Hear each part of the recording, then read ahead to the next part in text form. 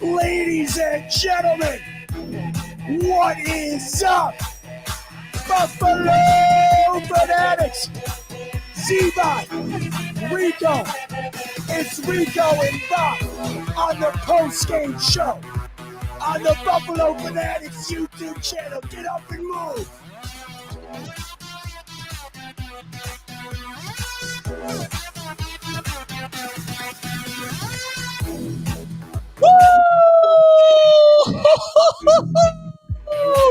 Ladies and gentlemen, it's your boy Bot. It's your boy Rico. We back at it again.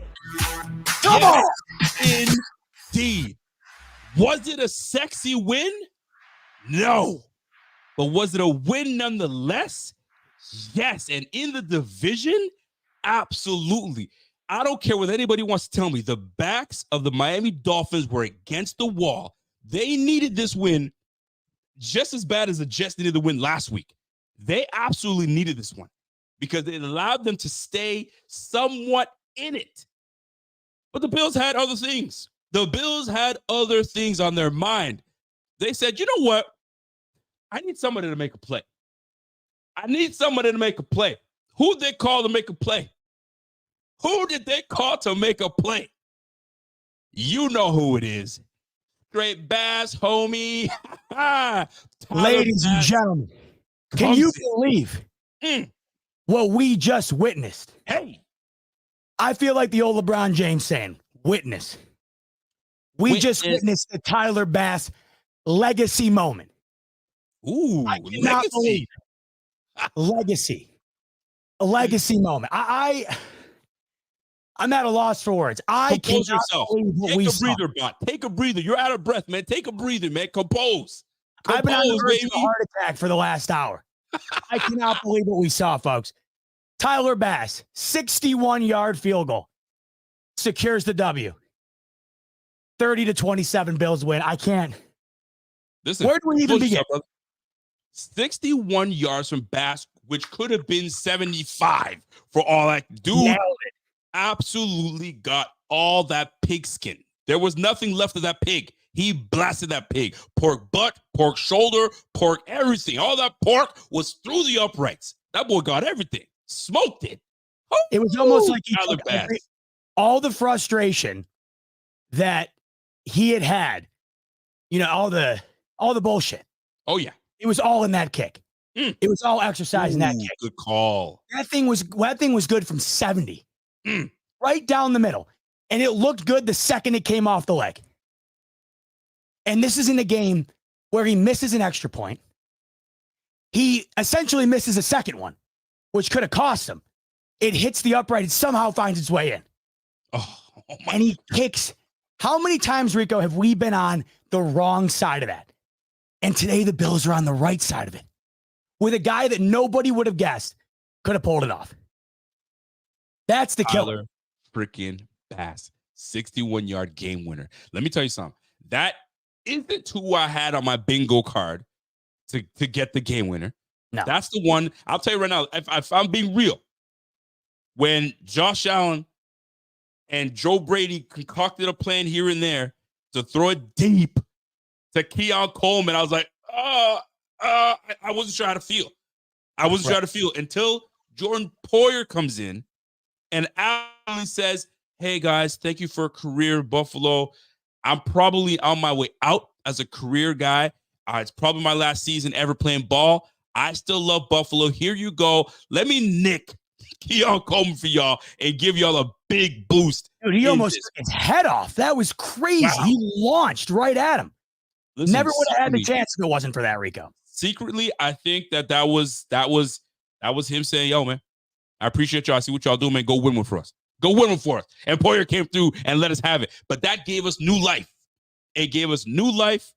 And here comes Tyler Bass. I'll tell you, folks, when they called Tyler Bass's number and coach went like this, he went like this, we're kicking it. I said, oh, here we go. I mean, what's the worst that can happen? We'll go into overtime, call it a day. Let's go. And he took his 2 steps back. I was like, ooh, for a 61-yarder, I felt like he should have taken larger steps to really get underneath that. Rico, shut your mouth and let the man do what he does. and absolutely crushed it. I'm sitting here, I'm like, oh, it's probably going to get shanked. Oh, no, it's not. And I hate to be the fan that is rooting against, and I don't want to say I was rooting against, but to say, and doubt. I don't want to doubt. I want to be able to say there was never a doubt. And never a doubt there was, because that man crushed that 61-yarder. Now, I need to know how you were feeling coming up to the kick. 61 yards from Tyler Bass. Yes. Are you confident that he was going to put that through? So many things going through my mind in that moment. But what came to my mind the most is, and we're going to talk about it in a bit, we got a lot to talk about, folks, so strap in on a post-game show. Oh, yeah. Tons to talk about in that game. But obviously, we're going to start with a moment that the season, no matter how it goes, that's going to be on the ultimate highlight reel of the 2024 Bills. Right now, that's the play of the year so far. In that moment, I'm thinking to myself, as Jalen Waddle catches the game-tying touchdown, I go back to the conversation that you and I have been having for a while now with the T-Bass struggles, and that is, when's it going to cost him a game? When is the leg of Tyler Bass going to cost him a game? And if they did not get the 2-point conversion in this game, maybe it would have cost them. But you knew in that moment, once Waddle catches the touchdown, this game is coming down to Tyler Bass's leg. If Josh Allen goes and does what we expect him to do, get, 30-some yards, get in field goal range, it's going to be up to him.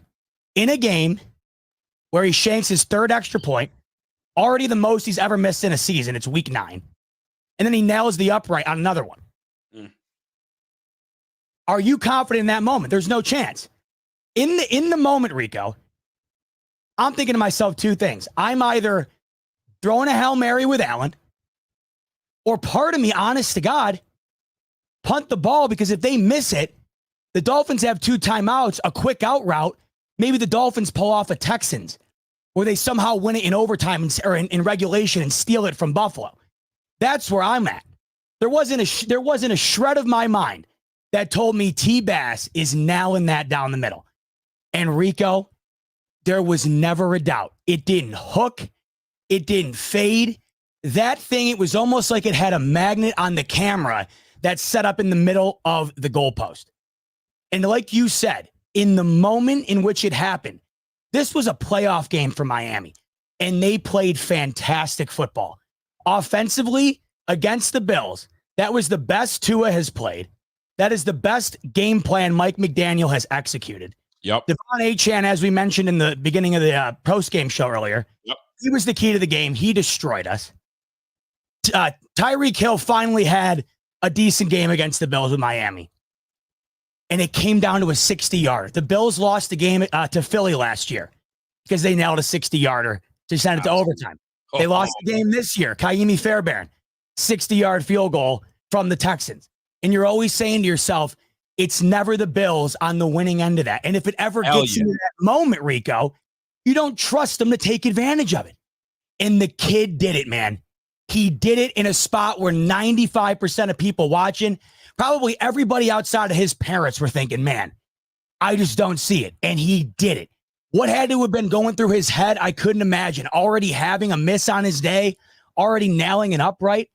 The nerves in that moment to pull it off the way he did, this could change everything from him, Rico. I looked at that kick for him as potentially a career-saving kick. What happens tomorrow, Rico, if he misses that and he already has the mixed extra point? What's everybody saying if the Bills lose this game? He's gotta go. They were already saying that's a mixed extra point, right? And if he misses this kick also, no one's going to care that it's a 61-yarder, because we've seen plenty of other kickers nail 61-yarders. He did it. They have yet to put him in a moment where he has had to do that, and he did it in a spot where I don't think anybody would have expected it. I'm still speechless. I literally have been unable to gather myself, because that was a game right there that shows you the Bills' capability of doing something special this year. Those are the games that the Bills somehow find a way to lose, and they found a way to win today. And as unimpressive as it was on defense for the majority of the day, my God, they just found a way. And they did it with a guy today that many people would have doubted in the moment. Many people did doubt, and he pulled it off. And afterwards in the locker room, he's talking to the boys, expressing how much it meant to him. He's fighting back tears. I couldn't be happier for that dude. couldn't be happier for that team today. They didn't play a great game, but they were playing against a team who did everything in their power to win a game that was essentially a playoff type game for them. And they found a way, even in the games in which they haven't played particularly well, like today. The little things they had to do at the end to get it done, they somehow found a way. One of the best wins I've experienced in a long time. Wow. One of the best wins. Listen, it was a good win. And the thing is, like, we talked about it, right? The Dolphins, I mean, listen, they had everything. Their backs were against the wall, right? They're still in it. Technically, they were still in it, right? It's a pride thing. We've been the little brother for so damn long. Why can't we beat them? We're on the road. Why not us? And lastly, listen, what do we have to lose? Let's go out there and just put it up there. And the Bills still came through and persevered and got that win. I got to take a side note. Because I have to show you this right now because I'm in disbelief. I'm in absolute disbelief.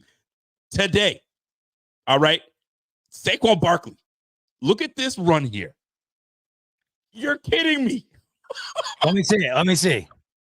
Are you not seeing this? Hold on. No. I'm sorry. I'm looking at this and I'm not showing this. Spin move. You're kidding me. Oh, yo. He's nasty. Oh my God. That was a reverse hurdle. You're kidding me. Oh my God. Look at that. Holy hell. I'm sorry. I had to show that. No, dude, that was worth the watch. Holy hell. I had to show that. Unbelievable. Saquon Barkley. Now, I gotta retrain my brain to get back in this. Now, this game, great game for the Bills. The Bills sometimes you need games like this. You need games like this to kind of keep the momentum going.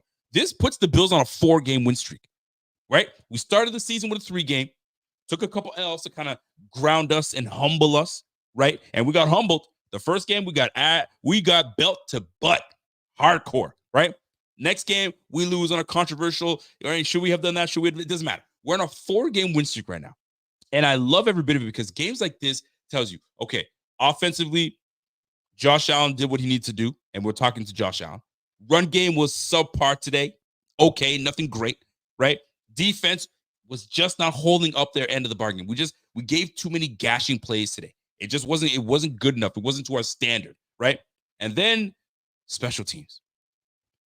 Codrington, I'm a fan of Codrington. Codrington is that dude. But sometimes it takes all 3 phases of the game.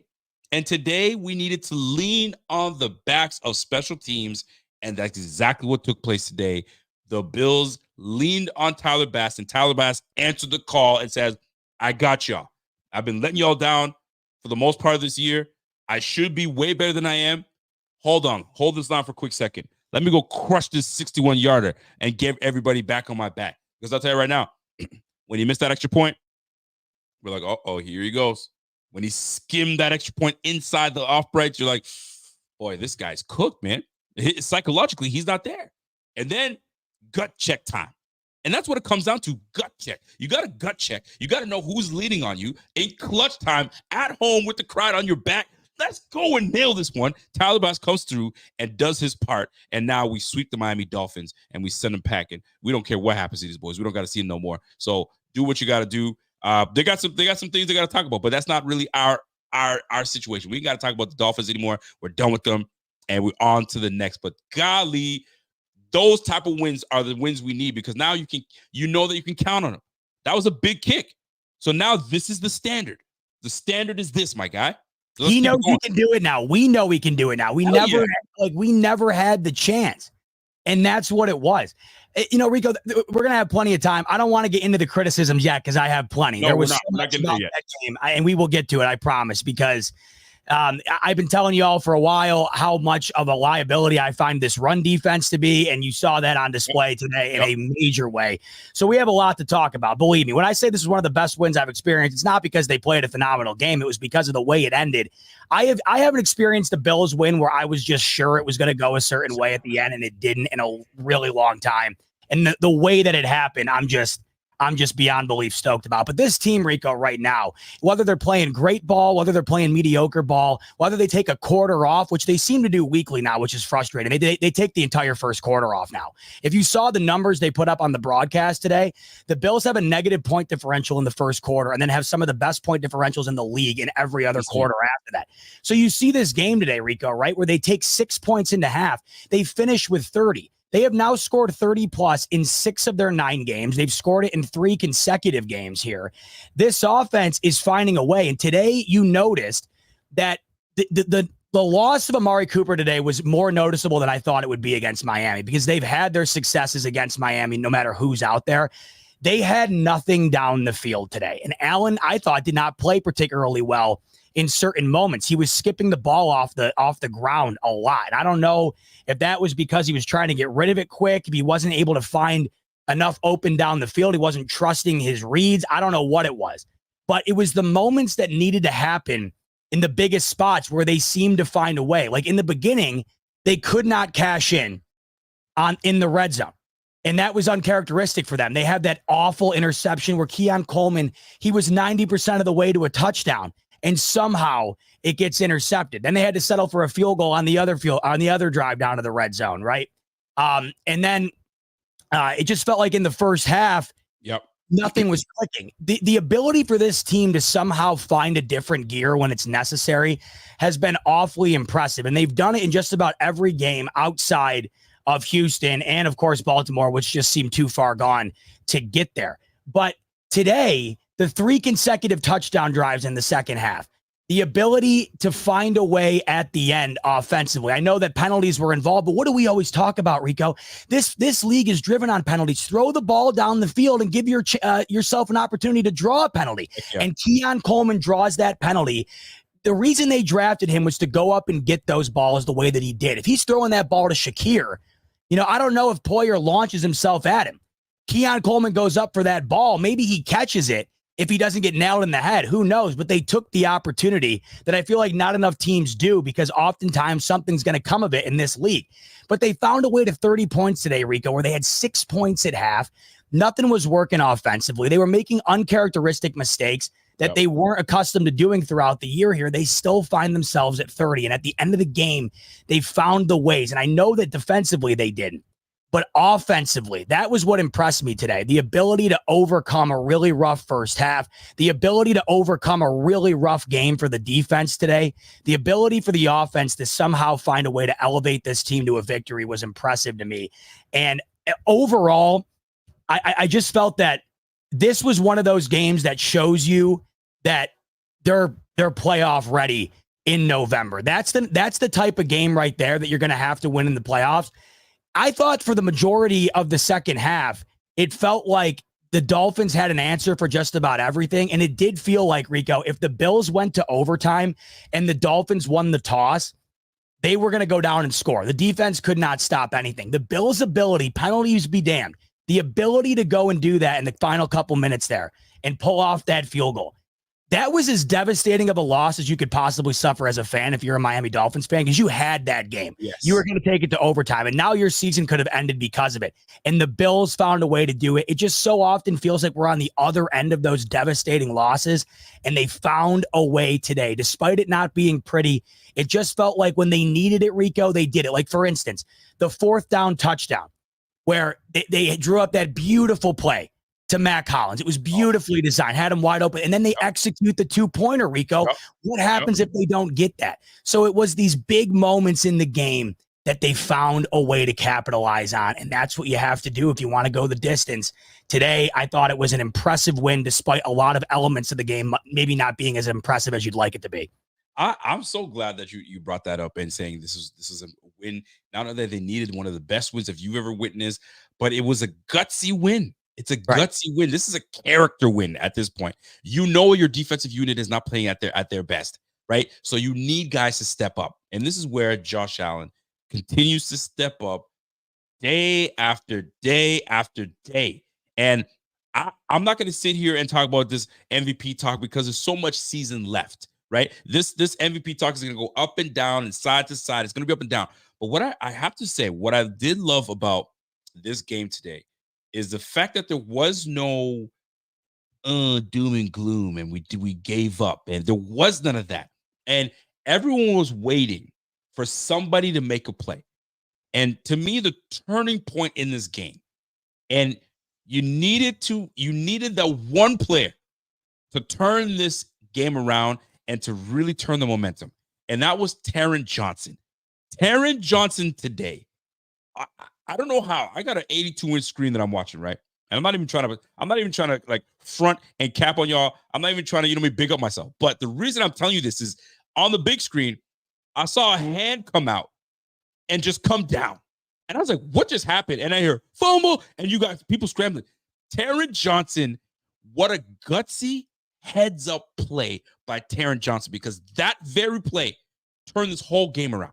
That very play turned this whole game around, and you can credit Taron Johnson for creating that, because that was massive. We absolutely needed that play in the second quarter. In the first half to really turn this thing around, because yet again, Dolphins got the ball and they were moving the ball. Short dump offs, short dump off here, or run here, short dump off there. Let me tell you something. Tua Tagovailoa had 3 incompletions today. He played absolutely fantastic, Rico. Absolutely fantastic. He did well. But I will say this, though. Of the 25 completions, 15 of those completions went to running backs and tight ends. As they should against this Bills defense. As they should. And tight ends. And I bring this up because it's clear that we're not going to give Jalen Waddle a big day, and we're not going to give Tyreek Hill a big day. So if you're going to beat us, you're going to have to beat us running the football. And we know we're not great at stopping it, but you're going to have to beat us that. So that means you're going to have to kill clock doing that. And you're going to have to beat us with Jonnu Smith and the rest of the boys. And the defense gave them that. But I think we gave up way too much. And that's not terribly problem. If that was the game plan to allow these guys to kind of do work and not give the big play, we'll take it. But there were some big plays given out regardless, right? 12 yards to Devin A. Chase, 60 yards to Raheem Morris, right? And then obviously we had the big 28-yarder to Tyreek Hill. But 18, 15, Jonnu Smith, 17 for Raheem Morris. Jalen Waddle had 12. So there were some big plays, but at the end of the day, we didn't give the big play. And you know what I'm talking about. It's giving Tyreek Hill the 80-yard bomb that we're trying to avoid. We've been burnt by that before. We ain't trying to get burnt by that ever again. And that's exactly what they did. But I bring this all up because although 25 for 28 sounds great, we gave you the dump offs. Take the dump offs. And we expected our defense to be there, but we weren't there the way we needed them to be. But big kudos to them. But I bring all this up because Taron Johnson's punch out to create that turnover was a big turning point, because what we normally do is give the ball up in the first half, let them start with it. We take the ball back in the second, and then we start pouncing on these guys. Yep. And we took the ball away. That's why we lead the league in takeaways. And that's a prime example of being aware, situationally aware, and knowing how to play situation football. We need a big play. We need that ball back. And here comes Taron Johnson. Boom, taking that ball out for Raheem Morris. What a big play that was. Huge. So glad you brought that up, because even when the defense plays horrid, which I think today was about as bad of a defensive performance as they've had in a while, it really was. They always do make one major play. It feels like every week you do get a major play, and they often bend but don't break. They broke a little too much today, especially in the red zone. Typically, they allow you to get your yardage, but then they really clean it up when you get down there. They weren't doing that towards the end of the game. It was coming way too easy. They were scoring way too easy down near the red zone. But that Taron Johnson, I'm glad you brought up the point about not getting the ball at half. The Bills are so used to getting the ball at half. When they go into a half trailing and then not getting it first, that's a tough spot to be in. They were driving that ball, Rico, and they were going to be in field goal range minimum if Taron Johnson doesn't make that play.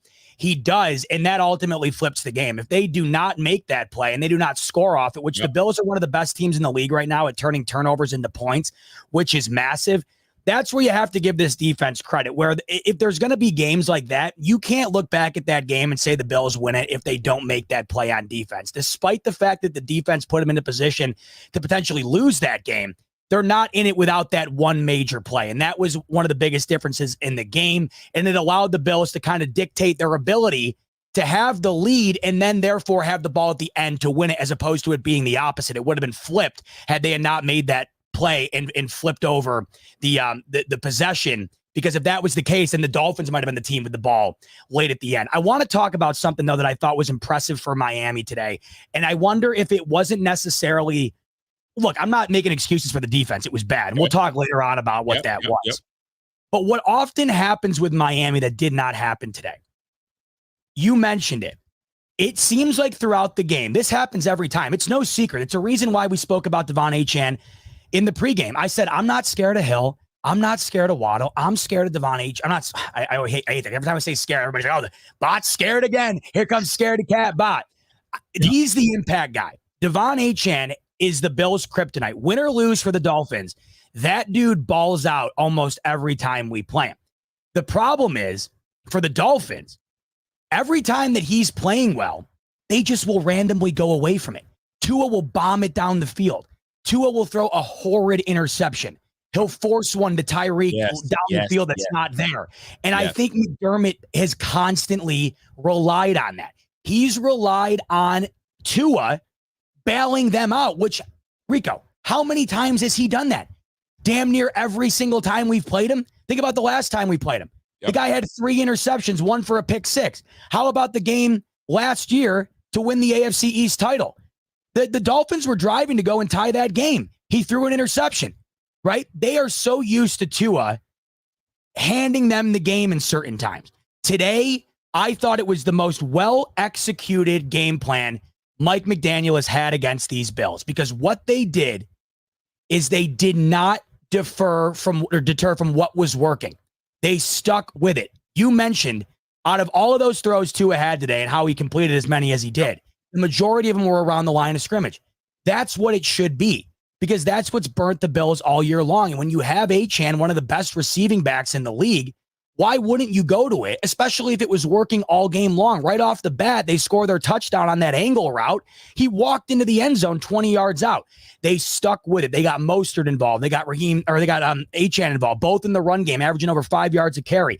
And they didn't put Tua in a situation to fail. And when they started to get Tyreek Hill involved, he was wide open every time. Tua didn't force it at all. Typically, when the Bills play the Dolphins, it feels like they shoot themselves in the foot at least once or twice, and it completely costs them. Today, they didn't. And I wonder if the Bills against the Dolphins defensively, they constantly do what you mentioned, and that's allow them to keep it around the line of scrimmage, and eventually they're going to find a way to screw up. To their credit today, they didn't. But that's what's so impressive about the Bills. And Tua said in his postgame that, whether they're in Buffalo or whether they're in Miami, they got to find a way to win.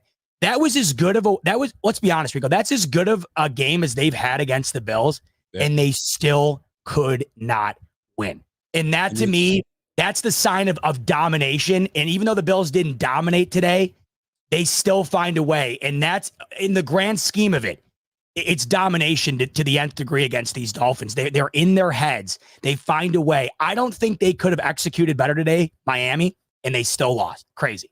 And this is what is frustrating for Dolphins fans, because you sit there and say, I thought I had it. We had a game plan for these boys. How do we miss this? How do we not get this? What's going on?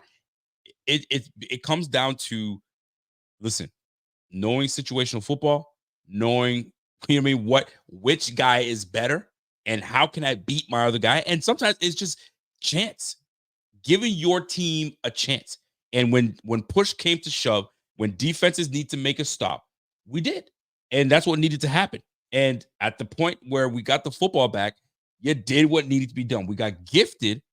And let's be real with each other. If we're going to be real, let's get gifted. We got gifted with the Jordan Poyer hit. But even when you go back to look at the totality of this game, right? Looking at it overall, it got set up with big plays from our end as well, which kind of shifts the dynamic. If not for a heads-up play from Josh Allen not forcing the football and finding a streaking Ray Davis on the sideline, unreal, and Ray Davis making a play, cutting back inside and taking it to the house for 63, bro, there's so many ways this game could have gone. You said it. The Dolphins had a great game plan. They're going to give us a short, then we're going to make them pay with the short. Get our playmakers the ball and let's do what they do. But don't forget, we got playmakers on our end too. And Ray Davis and Josh Allen connection on the sideline was everything. That's what turned that game around and give us momentum to push through to ultimately win this game, because that alone had the Dolphins back against the wall because they're always down. They needed to catch back up. And near the end of the game where we're like, okay, like you said, this is where Tua would normally throw an interception. This is where we could pin our ears back and go get it. Is disheartening because the pressure that I anticipated that we would have to cause a turnover, we weren't getting. So altogether, yes, there's some things to clean up, but I really do appreciate the fight back that we had, because they were pushing. We could have easily said, yo, these guys are relentless. We can't get off. No. If we're trying to win the Super Bowl here, we got to show what we're made of. And that's exactly what he did, right? Found ways to make it work. Josh Allen. And I got to jump right into Josh Allen. I got to get into it because that brother was on it today. I know 39 attempts is not typically what we want to have from our quarterback, but he completed 25 of those. And 25 of those passes, one of them going to Quentin Morris. That play was insane. Let me tell you, I got to try to find it because that play is unbelievable, because Josh... Point guard, Rico. Like he was dribbling up at the point, waiting for the guy to get open down in the paint. Boom, lob, alley-oop. Like it was crazy. Look, if I show you the screen here, you would never think that this is a touchdown. You're thinking, oh shoot, he got hit. It's a ball that's going 6 the other way, because it easily could have went that way. But Josh Allen, having the mind of Morpheus, knowing where Jonnu Smith, you got me saying Jonnu Smith. Quentin Morris should have been and was supposed to make a play. He puts the ball where Quentin Morris can only get it. And that, ladies and gentlemen, is one of the plays of this game, because I'll tell you why. If Josh and the Bills don't convert here, we're settling for a field goal. And that changes the whole dynamic of this game. So Josh's third touchdown pass to Quentin Morris was the sealer. And then the finishing touch was the kick. But Josh Allen, ladies and gentlemen, today, 25 for 39, 235 yards, 3 touchdowns, 1 interception off the bicep, obviously, of Keon Coleman. We'll get into Keon Coleman in just a moment, with a 95.5 rating. Folks, not only was Josh tough as nails today, because he was pressured today. He was taking some hits. There were some hits where he got rolled up on too, Rico. He got rolled up on. Yeah, there were some hits today that had me say, "Woo, I don't like that one." He was rolling to the left. If you guys remember this play, Josh was rolling to the left, and he had a hop, skip pass. And the camera followed the ball, but I stayed on Allen, and I was like, me too. Could you imagine if something were to happen to Josh Allen on that play? We got lucky on that one. But the fact of the matter is this: Josh Allen moves this offense. Josh Allen is that dude. And I'm telling you right now, when you have a guy like Josh Allen, every other unit should be playing their tail off to fight for what this guy does for this team all day, every day. That touchdown throw to Quentin Morris, man, oh man, absolutely wonders. But this offense, man, just today, this offense was solid. I got to give it to them. They had some moments where it was shaky in the first half. But I'll tell you this, man.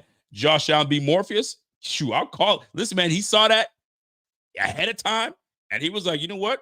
Let me put it there. I know where he's going to be, and he was there. Kudos to Josh. Kudos to this offense.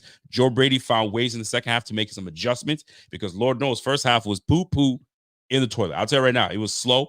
We weren't able to execute. We weren't doing well. We're not doing what we're supposed to do. Second half, they really turned it around and found a rhythm. They absolutely found a rhythm. You got to give it to these guys. Big on them. Now, so I got to ask you today, collectively, though, just real quick, I thought Allen's accuracy today was a bit off. I don't know what it was. A lot of balls skipping off the ground. I felt like he was going low on a lot of them. I don't know why. But what you got to love about him is it's the moments when, back to what I was saying earlier, it's just when the moments are big, he becomes the big man. Like he becomes, when the lights are bright, he seems to shine. And it just felt like today on that fourth down, you get the touchdown. On the 2-point conversion, you cash it in. On that Quentin Morris one, you somehow find a way. No one else in the league's making that touchdown. On that long third down where he runs for early in the game and gets it. Yep. on the bullshit flagged back touchdown he had. Unbelievable play.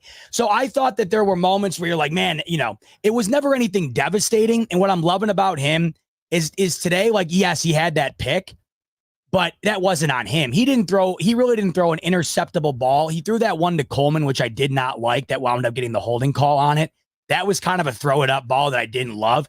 Outside of that, he never put the ball in harm's way today, Rico. And I thought that when he was needed, when it was like, all right, J.A., this is the time, he found a way to figure it out. And that's what MVPs do. Another 3 touchdowns today for Allen. And he just keeps on racking up those numbers and keeps adding to the terror that he reigns over the Dolphins. So I got to bring this up because you alluded to it, but I got to get back to it. Listen, those referees today, the officials today. I've had it, dude. I've had it. They are getting themselves way too involved in these games. Dion Dawkins had a textbook pass protection, pass throws. He put that dude on his ass. You would show kids in Little League how to do that block. Perfect block. Lineman goes in, Chop Robinson goes in, tried to stab him inside the chest to move my man Dion Dawkins back. Dion does the old ShamWow, knock the hands down. What is it? Wax on, wax off? He gave him the old wax on, wax off, put him in the dirt and laid on him how it's supposed to. You call that a flag on holding. There's no way. That's domination. He pancaked that dude. He pancaked his ass. Bro, you can't call, and that takes away a big first down play from Josh. Now we're 3rd and 12. So here comes Josh again. Runs it in for a beautiful run touchdown. And I'm saying, please, Josh, don't run it. Don't run it, Josh. I'm like, oh, shit, Josh. Keep going, Josh. Touchdown, Josh. Flag. Laundry. Let me see what this one is. Oh, Osiris Torrance. Wait a minute. It's on my Twitter. It's on my Twitter. Dude. Let me go find it. I'll find your Twitter. I'll find it. I got everything queued up. You couldn't find the holding on that if you tried. He's got that brother locked up, and he never tugs anything. He never grabs a shoulder pad, and he lets go as soon as Allen gets around the corner. It was absolutely ridiculous, and this is my biggest complaint when it comes to these refs. It's never blatant, and then when it is, oftentimes it's not called. But like, it's the stuff like this where it's just so negligible. Like, watch this. Watch Torrance in the middle here. Where is the hold? Man, I gotta tell you, dude, I was losing my shit after that. It's just so bad for the game, man. It's sucking the fun out of all of it. It sucks. I hate it. You're sitting here like saying, if it's a blatant yank and pull, I'll give that to you. But there's no way that's ticky-tack for me. That's ticky-tack. Like, you can't do that. That's playing ball, and you go up and he gives you a bit of a nudge. Yo, let's play ball. It's a physical game here. If you see me blatantly yank this man to get my quarterback around the corner, okay. But this man made no effort either to go after Josh Allen. There's no way. He didn't make an effort. And you're gonna give a call like that and take away 7 off the board like that? Sickening. So yeah, there was Cyrus Torrance call. Then you had the Dion Dawkins call. And I'll tell you right now, that hit from Jordan Poyer, if I'm being real, I thought that was a legitimate hit. My God, you are out of your mind. He took his shoulder off. You guys might hate. It was a gift, and I'll take it because it's the way the game is played. But when you replay that, slow it down.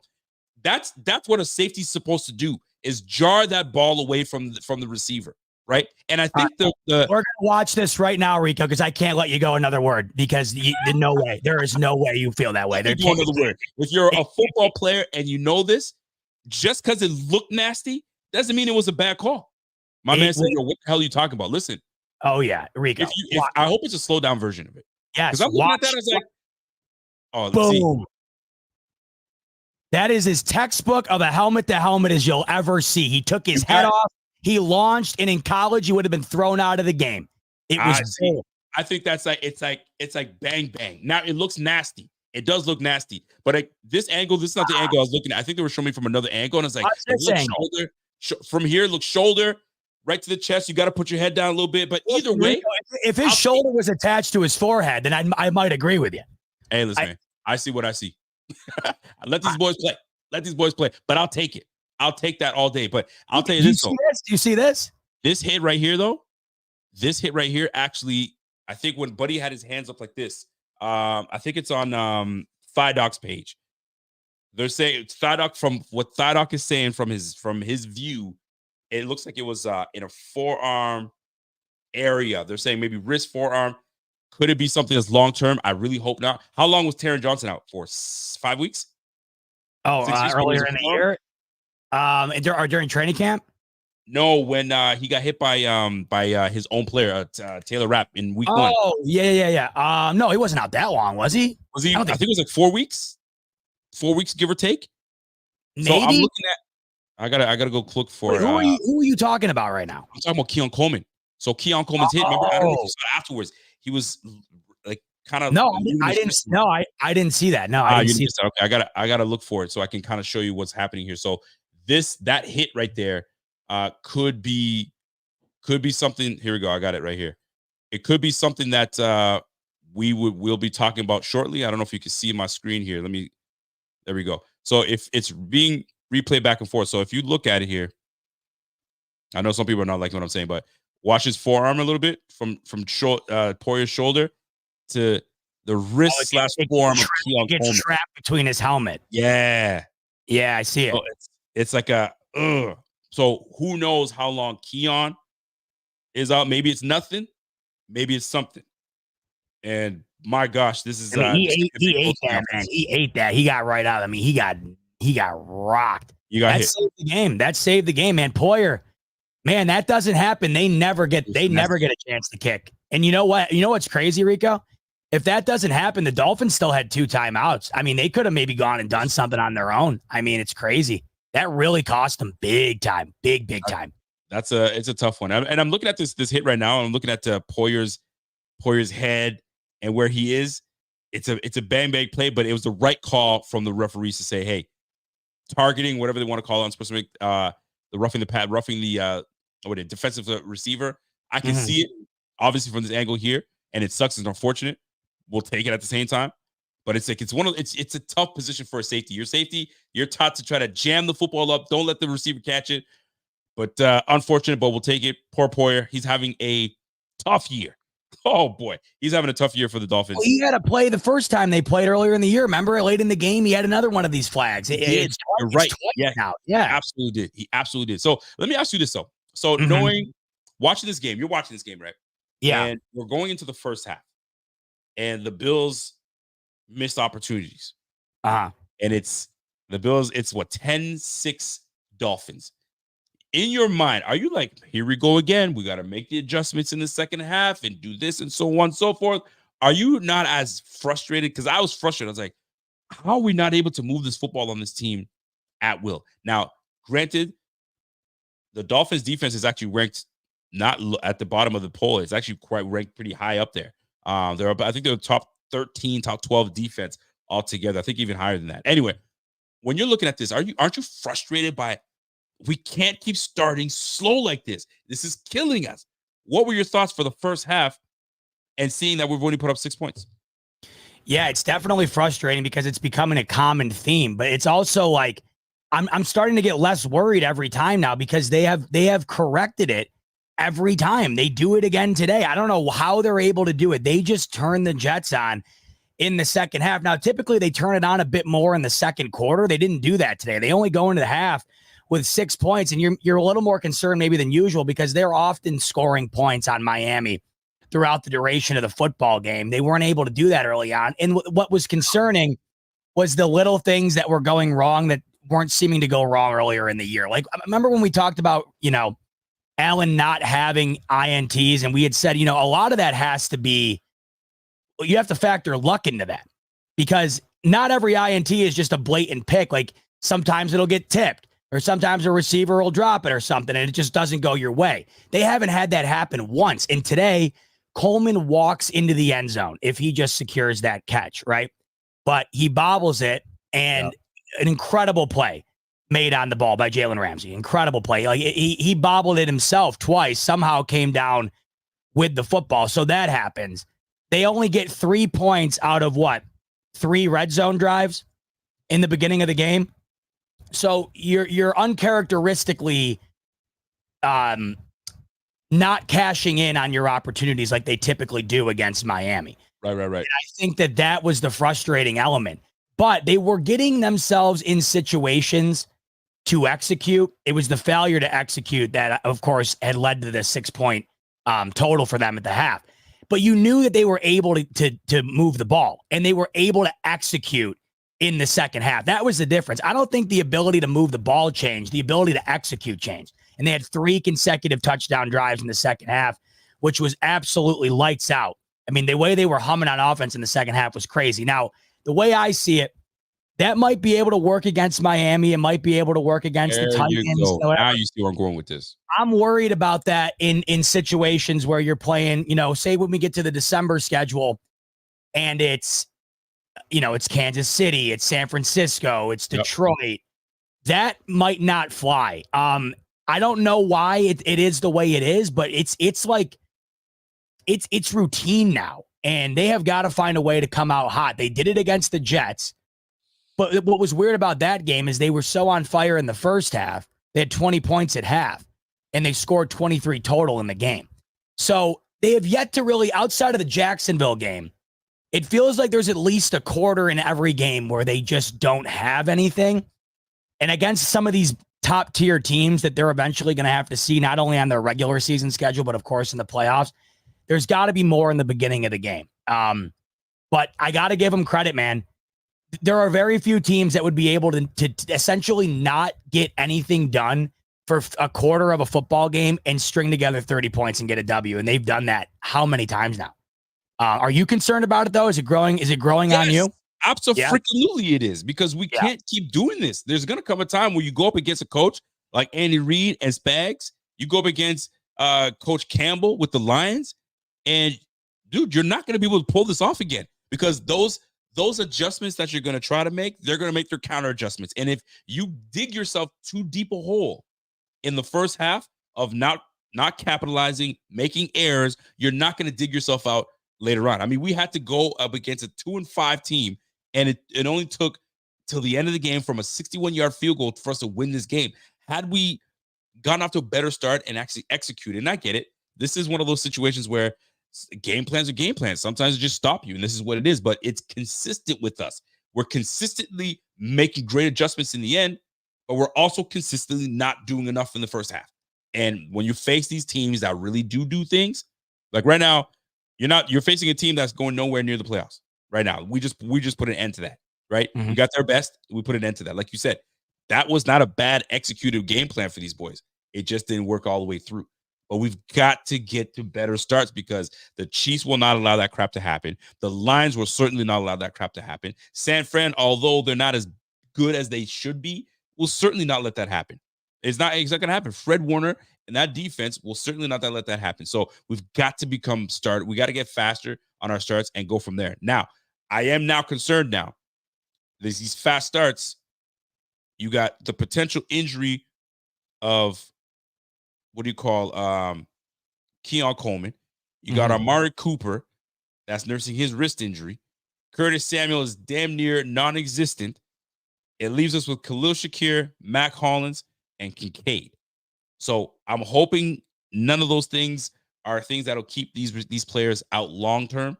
But I do have my concerns if they are, because now you're just gonna have Kincaid, Khalil, and Mac Hollins, and you saw it today. We got a flashback of how quickly we forget. We had the 2 weeks with Cooper, and we've been enjoying every second of it, and how quickly we forget what it looked like prior to him. You saw it today. They did not have anything down the field at all. 30 points today, man. Impressive. The other thing, too, is it's not like they ran the ball like insanely well today either. It was a pretty middle of the pack type day on the ground. They had a couple of moments where the run game, it had splashes, but it wasn't overly consistent. They cashed in when it was necessary. But you saw today, looking down the field, the difference between the last 2 weeks and today was very noticeable to me. It felt like the offense was moving with a rhythm the last couple of weeks. Yep. Kind of had an easiness to it. And I think that's because of the openness that Amari Cooper brought, and it was not there today. And I think that was noticeable. I think you're realizing just how big of an acquisition that was. But hey, you know what? Like, shout out to Mac Hollins today for stepping up. My dad made a good point. We were talking earlier. He's like, is there 31 other teams in the league? Is Mac Hollins getting on the field? Probably not. And today he scores a touchdown, right? He has a massive block behind James Cook earlier where he got shut down at the line and he propelled James Cook for another like 4 yards or so. That guy does a lot of little things you don't see, blocks very well. He steps up. The screen game now to Khalil Shakir is automatic. The guy breaks the first tackle every single time. That screen pass, that quick out where Allen snaps it, whips it to the left or the right and lets Shakir go. It works like crazy. And then you have Allen just making one or two plays that no one else can do, and it all comes together. But I think you did see today, Rico, one, and it was both the biggest losses of the day for the Bills. You saw the absence of Amari Cooper on the offensive side of the ball because I felt like there was just not enough downfield compared to what it looked like the last couple of weeks. And on the defensive side of the ball, this is the first time that Tyreek Hill has cracked 80 yards on these Bills in multiple games with the Miami Dolphins. This might have been one of the better, and it wasn't like he had a dominant day. He had 80 yards on 4 catches. He had 6 yards at half. But I think if Christian Benford's in there, maybe it's a different story. So you saw a couple of the holes of the absences today. The ability for them to overcome it was impressive. But you did see today, though, especially offensively, in my opinion, just how big of an acquisition that Amari Cooper signing was. Amari Cooper, it was clear and evident that his addition to this team has made the difference in his offense. Just look back to the 2 last games, okay? First game, he comes into the game. Keon Coleman has his best game of his career. Goes for four catches for $125. Second game, we got a full week of Amari Cooper in the lineup. He has his second best game of his career. He goes 5 receptions for 70 yards and a TD, right? No Amari Cooper. This offense goes back to the same stagnant, slow starting offense that we just cannot continue to do that. So it was clear and evident that we needed to make the acquisition of Amari Cooper to this team. And it's clear as day, clear as mud, that him on the field makes defenses have to respect everything, especially Amari Cooper being on the field. When they don't see Coop, all right, who am I? Okay, Keon, all right, Khalil Shakir, we know what he does. Okay, Curtis Samuel, we know he's non-existent. And Kincaid is a hit and miss. Sometimes he has a big game. Sometimes he's non-existent. So this is massive for the Bills. The fact that Coop is on this team. The only thing that is disheartening is we don't know the seriousness of the injury that Keon took place today. Is it something that's going to keep him out long term? I did put out an update, by the way, Rico, on that. Okay, if he's saying anything significant? We know. Didoc saying, I think we can rule out a forearm fracture. Wouldn't be surprised with a fracture of the hand with the helmet contact, or sheer force could have caused a radial collateral ligament sprain in the wrist. Don't think fracture of the wrist. He said we should be able to find out more Monday, but he's thinking a wrist similar to what Cooper is dealing with could be something that we have to look out for with that hit on Coleman. Teddy tells me, unless Cooper plays defense, offense looks fine, minus the BS calls and crazy interception. I disagree, because if you look at what we were able to do offensively, not to the standard that we like. I mean, you saw an uptick in offense since Cooper has been on the squad. You saw the uptick, and all of a sudden, Cooper's not in the lineup, and you saw, oh, okay, we're a little off the ball, but we still scored 30 points. We totally get that part, right? But we have to claw to get those 30 points. We really had to, off a 61-yard field goal from our guy, Tyler Bass. But I mean, if you're looking at what we did on the receiving end, folks, Khalil Shakir obviously is going to be that dog, 6 for 50. Dalton Kincaid, 4 for 30. That's it. Matt Collins had 5 for 5. Like, those are not the guys that you're asking for to get big plays from, because we've had them the first 7 weeks. Why do you think we traded for Amari Cooper? Because we could not get the separation we wanted from these boys. And you saw how tight it was today. I just hope that these boys are healthy for next week. Keon I hope it's not a big injury. And if it does, yes, either they're taking caution with him, stay out there, and get healthy. But I'll tell you right now, the addition of Amari Cooper has been a big deal. And we saw how this offense looked kind of sluggish in the first half until we really started to get together. And Josh had to be Superman. Josh had to absolutely be Superman, and we'll take it. But just nonetheless, example, though, you go look at the numbers, Rico. These last couple of weeks, they had a 100-yard receiver in both weeks. The last 2 weeks, they had a 100-yard receiver. They had multiple 70-yard receivers. Today, Rico, their leading receiver was Ray Davis because of that amazing play that he made. Their leading wide receiver was 50 yards for Khalil Shakir. That is the Amari Cooper impact right there. You saw it today. And that's the thing. And I get it. Victor Ortiz said, yo, we won. I get it, but we found a way. Divisional games are tough, and there's no question about that. Nobody's dismissing that. But we're also playing a division game, yes, but that team that we played does not match what Lions do. That team that we played today does not match what the Kansas City Chiefs do. So we've got to learn to get up quickly, put points on the board so we can kind of help the defense, help each other, right? It's all complementary football. One unit helps the other, and the other helps the third. It's a 3-unit football team. Special teams got to help. Your offense got to help, and your defense got to help. But if one is not holding their end of the bargain, it makes it harder for the other unit, right? If defense is just a sieve like they were today somewhat, it puts pressure on the offense to put points on the board. And you saw it at the end of the day where we had to rely on Tyler Bass to come through and handle business. Today, 2 for 5 in the red zone. We're normally a better team in the red zone. We were 2 for 5 in the red zone. We could be better, but I mean, we're nitpicking at this point, right? We're nitpicking, but at the end of the day, those things matter when we face the contending teams. Dolphins ain't competing for anything. So let's keep that in mind as well. How about 9 for 9 on 4th down this year? That is one of the more impressive stats I've heard, man. They've really, man, like they have found a way in those moments. It's impressive. That was such a big moment of the game today. They don't get that, and they probably lose. If they don't get that touchdown on the 2-point conversion, it's a whole different game. When they got it on 4th down, I mean, essentially, Rico, you're facing 2 elimination type downs where you either get it or you don't, right? You don't have another crack at it. Yep. Cash both of them in, and that really was the difference in the ball game. I gotta say something to you, man.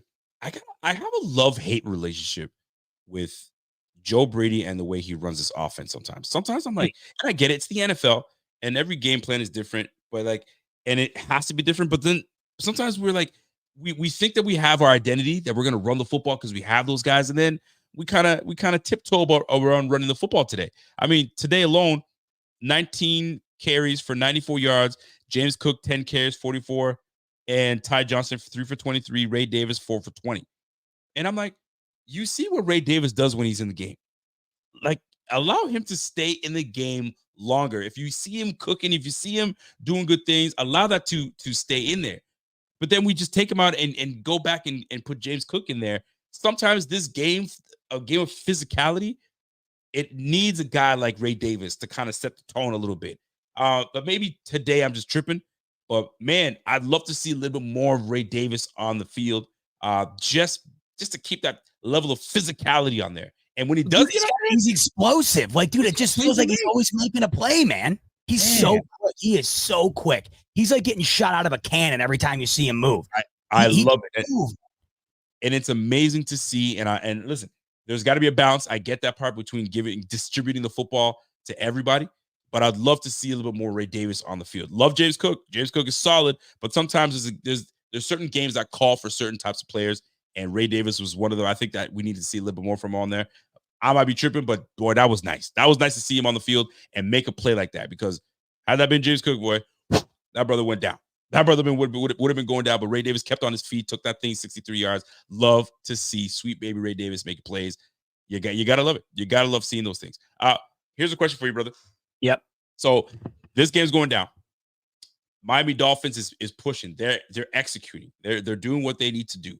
Was there at any point in this game where in your mind you're like, yo, are these Dolphins about to ruin this opportunity for the Bills to get up on 4 games and really take over this AFC East? At one point, did you have trepidations in any way, or were you like, nah, we're gonna get it done no matter what, no matter how you look at it? So it was weird. It was kind of a mixed bag. Like if you were to ask me, are they scoring on this drive, the final drive to tie it? I would have bet my life on it. The way things were going, the Bills could not stop them. I mean, let's transition into that, because the best way to answer that would be, Rico, like I said a bit earlier, if that game, say Bass misses a 61-yard field goal, it goes to overtime, the Dolphins win the toss. Right. The Bills are losing that football game.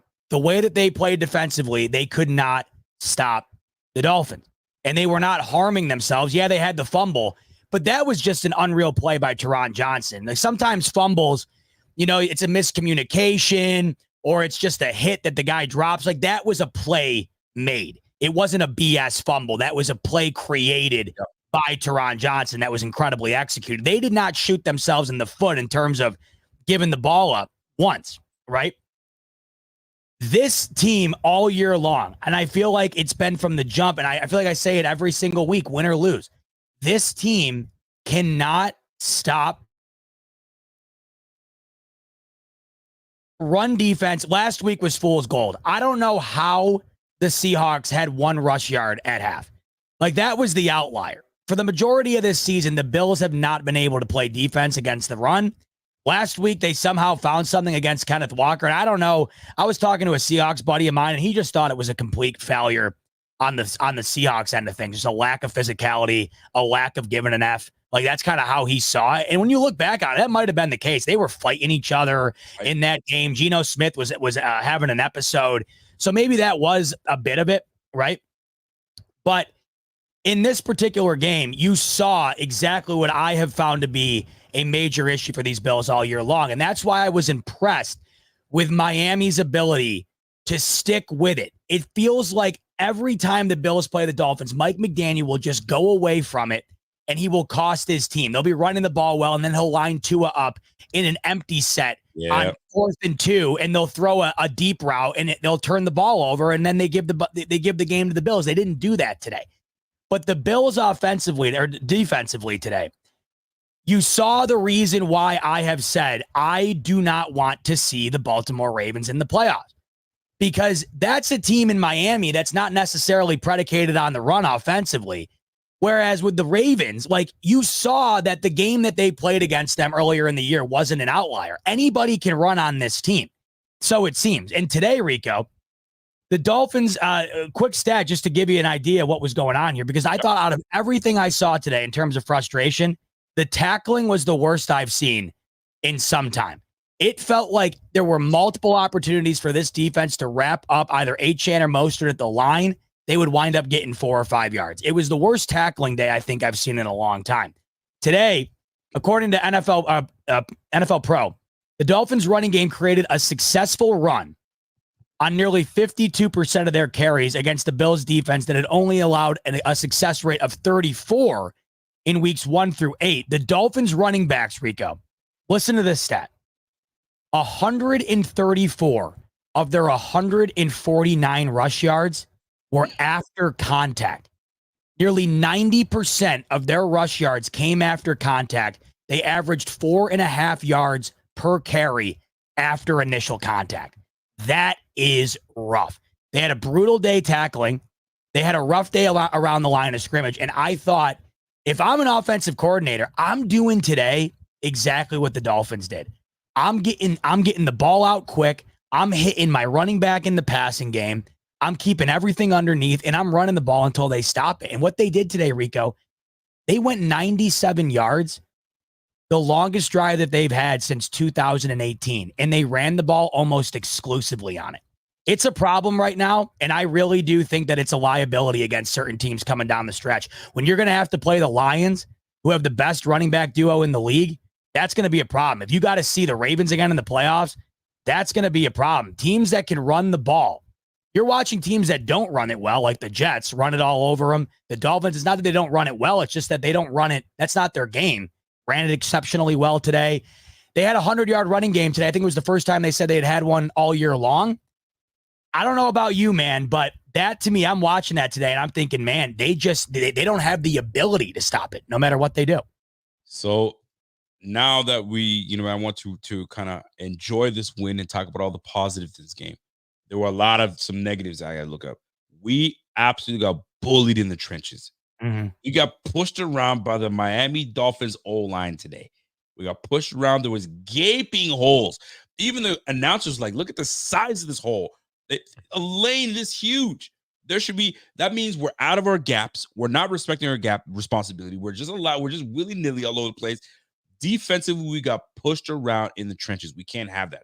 I didn't see a presence from Daquan Jones. I didn't see a presence from Ed Oliver. We had Eli Onku, which was brought up from the practice squad, that had more of an impact in this game than the 2 defensive linemen that start in the middle of this defense for the Buffalo Bills, and Daquan Jones and Ed Oliver.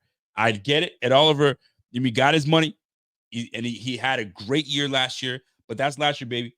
We're looking for an encore. We need to see this again. You're playing in your 3 tech position. That's where you live at, right? DaQuan Jones is taking on those double teams and so on and so forth. But there comes a time where, listen, you got to buckle down. And you're letting Devin Achane. Listen, we got Kareem Hunt coming our way.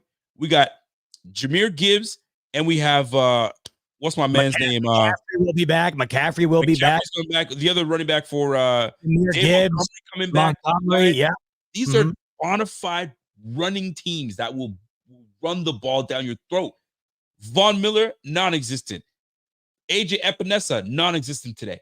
Both defensive. Listen, our line got pushed away. We were non-existent today. You had guys like Bernard trying to make plays. 12 tackles total by Dorian Williams. The next guy up, DeMar Hamlin. DeMar Hamlin's making tackles. Taylor Rapp was the third best tackle on the team. These guys were getting downfield. They were getting way too downfield for my liking. Terrell Bernard was our next guy with the 8th best tackler on our team with 8 tackles. After that was Greg Rousseau, then Kyer Elam. Fam, we were letting these guys get too deep into our area of I guess concern was the middle of the defense. They pushed us around. We're missing Dwayne Carter. We're missing size. I guarantee you, first thing we're looking at when we go into the draft next year or in free agency is to shore up that interior line. We got to. It's not. We're not getting enough push from these boys, man. We got to stop the run. And I shame on me for saying, "Oh, I thought our defense is not that bad." Nah, man, we're not running. We're not stopping the run. We're not stopping the run. I get it. There comes a moment where you have to give the defense, give the offense what they want to take, or you want to propose taking what you want. But here's the deal. I get it. You don't want Tyreek Hill going off. You don't want Waddle going off. You don't want those guys. So you're saying if you're going to beat me in the shallow passes. I get that part. But we got to stop the run. You got to stop the run. If you can't stop the run, you're allowing these guys to go off. Like, fam, total yardage today for Devin Achane. He had over 100 yards of total offense. You had Raheem Mostert, 32 yards receiving. He had another 56 yards. Yeah, both these boys, one over 100. The other guy was just shy of hitting 100. Fam, we gotta step up. Where's the physicality? Where's the nastiness? We had no nasty today. We got pushed around.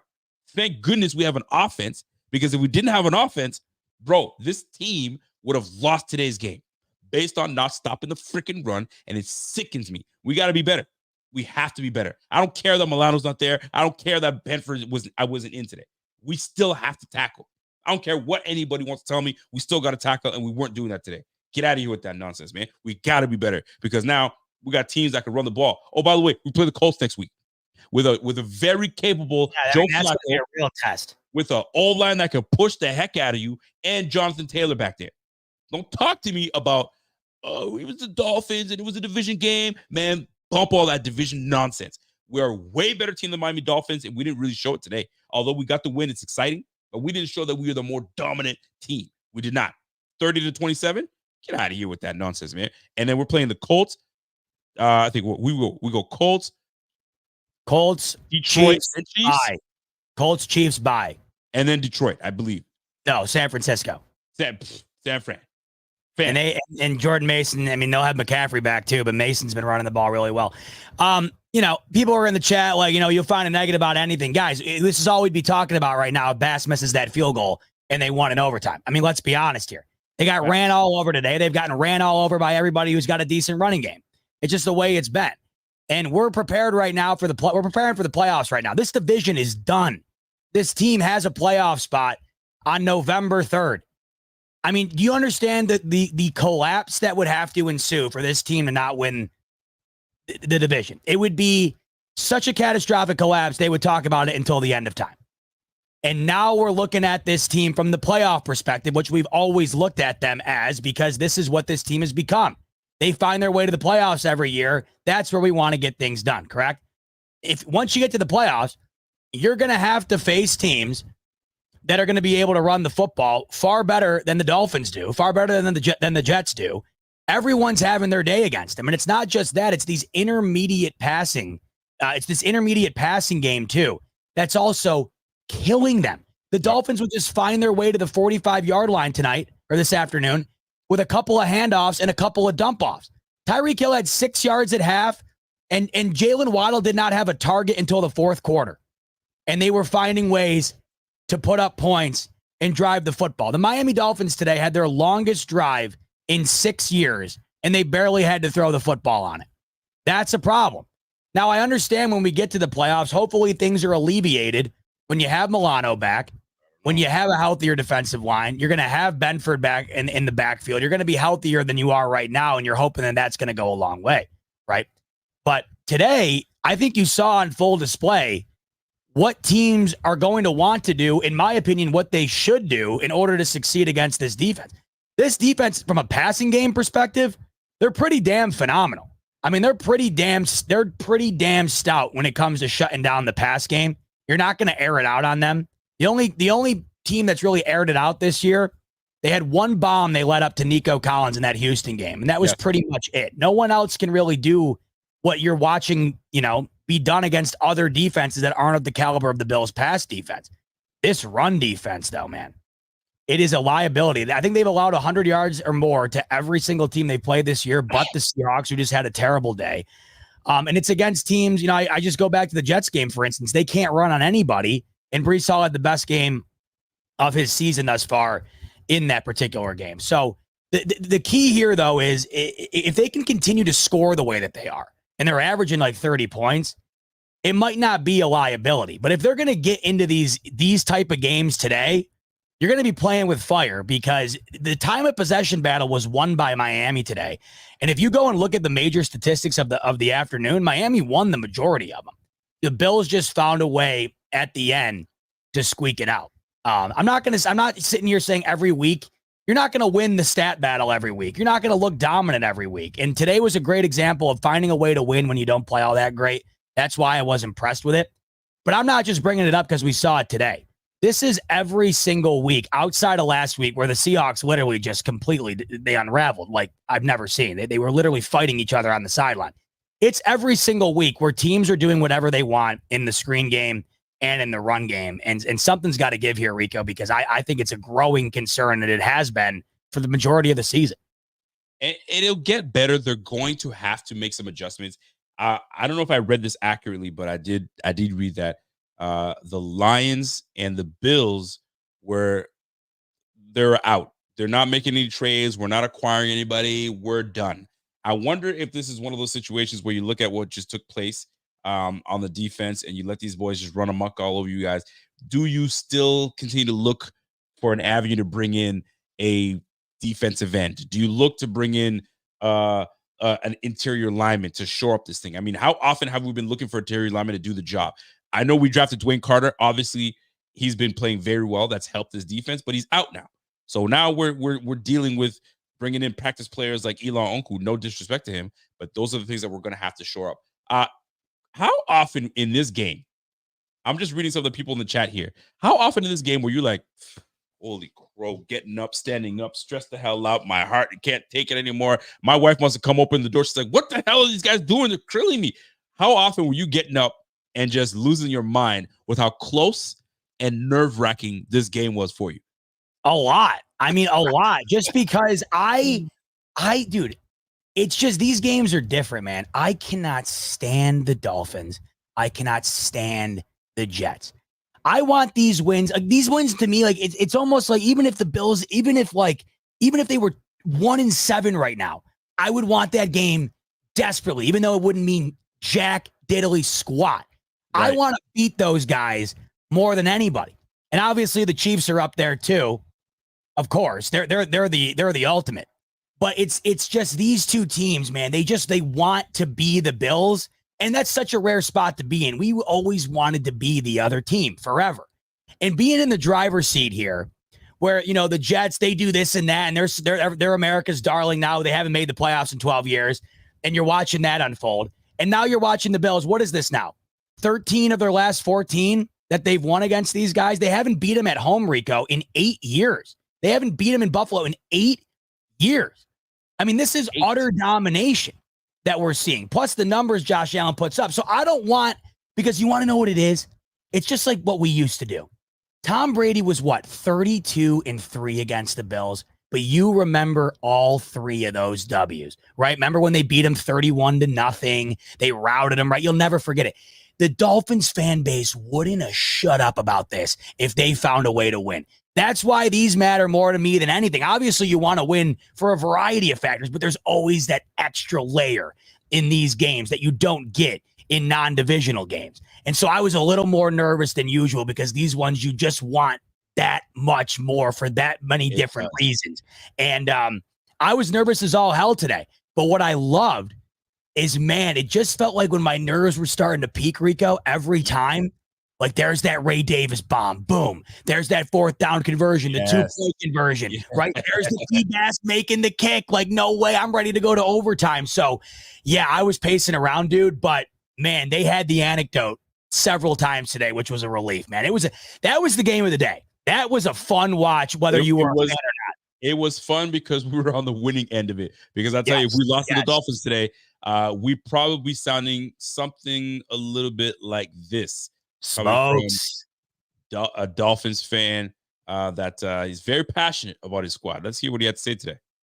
Daddy did it again, man. Josh Allen just continues to bend me over and just stick it up my ass. I'm not even mad at the team. They played their ass off. They really did. I'm being genuine. I'm not trolling. They fought their fucking asses off, and I'm proud of them. But I want to thank the Buffalo Bills. I really do. You know, when I put my dog down, it was one of the hardest days of my life because you don't want to see your pet die because you love them. But you know, deep down inside, it's the right thing to do. And the Buffalo Bills just put us down today. If we won that game, we'd have this fake hope that we're this good team and we could go on some miracle run. But now our fate is sealed and our season's officially dead. And the Bills did it again. 2 years in a row. They took the division from us, and now they just ended our season. And they also took Tua out this year. That cost us 4 games. So, yeah, they own us. Season's done. I'm proud of the way the boys fought. And I wish we just got blown out. It's a terrific point. Like I was just mentioning, like they would have been losing it after this game, the fan base, right? They would have. And I also look at this game too. And I mean, that was as demoralizing of a loss as you can get because he just said, and we've been saying it all show here, that's as good of a game as they've had against these Bills in probably years, and they still lost. Do you know how demoralizing that is? It's like, think back to the 13-second game for us. Josh Allen had one of the greatest games in NFL playoff history and lost. Do you know how demoralizing that is? They're on the other end of this on a yearly basis, twice a year, and now they finally put a good game together after a really rough patch of the season without Tua. They finally put their best foot forward against these guys, and they lose on a 61-yarder from a kicker who's been in the, he's been in the eye of the storm, so to speak, this entire season. That is as gut-wrenching of a loss as you can have, and it couldn't happen to a better team. Sorry. Listen, it's tough. I mean, when you have, listen, we could have easily been like this, like my man Smoke here, saying all these things and this, that, and the third, but found a way. And that's what it comes down to at the end of the day. Forget about all the things that you may, as viewers that are watching this right now, you might agree or disagree with something I've said or agree or disagree with something a bot said. But what we can all agree upon is that we got the win. And that's, at the end of the day, all that matters is the win. Nobody's looking at what the Bills did 3 weeks ago. Nobody's looking at what the freaking Chargers did 2 weeks ago or what the Chiefs did 6 weeks ago. It don't matter. It's taking place right this second. And here's where we are. The Bills are 7-2. We're about to wrap this division up maybe before the month of December, for crying out loud. I mean, we could wrap this up as soon as November. Apparently, in the next couple of weeks, one or two more games, it's a wrap. We might have this division set. I mean, shoot, that's not a bad position to be in. It's not a bad position to be in. But at the end of the day, what it comes down to is this. Do what you have to do to win at the end of the day. And that's exactly what we did. And that's how we took position today. And Dolphins fans, I feel for you. Because what do you do from here on out? I don't even remember how I used to deal with when the Patriots used to whoop us. And by week 9, week 10, week 11, I was like, we're looking forward to the playoffs. Like, how do you go ahead and watch these games going forward? When you know none of this matters. I guess the only thing you can take solace in is watching a rookie come in and do work. So maybe Jalen Wright, they want to see more of Jalen Wright. Maybe they want to see more of Chop Robinson. But I mean, shoot, man, like, golly. And I got to make a point. Maybe not a whole lot of people are making this point, but I felt like I saw this today. There were a couple instances today where I noticed Tua take off and he takes off head first to dive, right? Or he takes off and I feel the defense was a little apprehensive. Yeah, the announcer literally went, "Oh no." He goes, "Oh no." The announcer goes, "Oh no." Fam, they hate it. I don't know if you guys noticed this, but I know. So I was like, what the? Yo, knock his ass out, man. If he wants to come and do that shit again, put his ass on the ground. Don't be taking it easy on him. And I get it, because you don't want the same thing happen to him. And people are conscious of his history. So they're almost kind of like, okay, he's not going to slide. So just take it easy. Man, knock his ass to the floor if he wants to play that game. You playing a dangerous game to a headed first. I don't care if you want to run, slide your little feet forward and call it a day. But you're going to dive head first. You didn't learn your lesson. So next time when a brother comes in and says, all right, you want to play the big boy game? You want to run and try to win something for your team and try to win them a game so you can at least be alive for the playoffs, not even contending, bro, you're going to learn. You're going to learn today. You know what I'm saying? You know that whole saying, F around and find out? Bro, you've already F'd around and found out multiple times. How many times do you want to find out more times, right? Chill out. Speaking of that play, by the way, McDermott's got to leave that challenge flag in the pocket, man. He has got to stop with these challenges. He hired Perry upstairs. Yes or no. What is that guy's cashing a check doing? What is he doing up there? What is that guy doing up there? To be honest, I don't even think he went to Perry on this one. I think this was all McDermott. McDermott was like, nah, bro. Nah, what did he see? The shin? Dude, they it's amazing how much gets covered up. Like the 61-yard field goal, you don't give a damn. They needed that timeout at the end. They were having to, Mac Hollins, you know how bailed out Mac Hollins got going and setting the ball? They let him set the ball. They didn't call it. You can't do that. Bro. They let him set the ball. They needed that timeout, and they didn't have it because that was just a god-awful challenge. Replace him with AI, for crying loud. I don't know, man. You know what I mean? Coach Perry or referee Perry, official Perry up there ain't doing his job unless McDermott was like, nah, bro, I got this. I saw what I saw. Bro, you didn't. Because the worst part is his knee never went down. You just gave him an extra couple yards. Like, y'all, you tripping, bro. Honest goodness, man. But I bring this all in with this Tua situation. Bro, listen, Tua, now that the season's done, I mean, the season is done, but he's still going to play. But it's just one of those things where it ain't worth it, bro. And maybe you should have just took the rest of the year off, go on IR, rest up, because you coming back thinking that you got hope for your team is a problem. And then now you got the Bills players taking it easy on you. I don't want to take it easy on you. I'm not taking it easy on you. You play this game, you're going to get hurt, bro. So slide with your feet forward instead of sliding forward because you're not listening. You haven't learned your lesson yet. Golly, man. Hey, by the way, just speaking of those Lions the Bills have to play in a couple weeks, they are just destroying Green Bay right now. I mean, that team is running through everyone right now. Detroit. To be fair, I think Love is hurt. He is, but he's playing. I mean, they're getting destroyed though. What's the score? 24-3 with 10 minutes left in the third. Oh, yeah. I mean, it's crazy. And that Green Bay defense is supposed to be good. Yeah, and they can score too. That team is damn good right now. Damn good, Detroit. Did you watch TD's reaction yet to the field goal? Because I have not. Nope. All right, perfect. Let's enjoy that. Our good friend TD of TD Phins Talk. Good friend TD. Love TD. It's the moments like this that make it makes the W's that much sweeter. I can only imagine what we're in for here. I have yet to tune in. I have yet to see this. We know what it looked like when Tua threw the pick six. The last time these guys played, let's enjoy it. Here is Bass getting ready for the 60-yarder. Let's see how TD reacts. Lord Jesus, my nerves. Lord Jesus. Please. Oh, please. Oh, we've come too far. 61 yard. Come on, baby. Come on. What's the kick? We come too far. We gonna win. Yeah.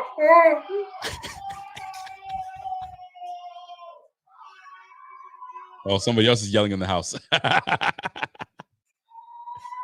Oh, that hurts. That does hurt. I mean, we've all been there, folks. We were there in the Houston game. I mean, that's exactly where I was.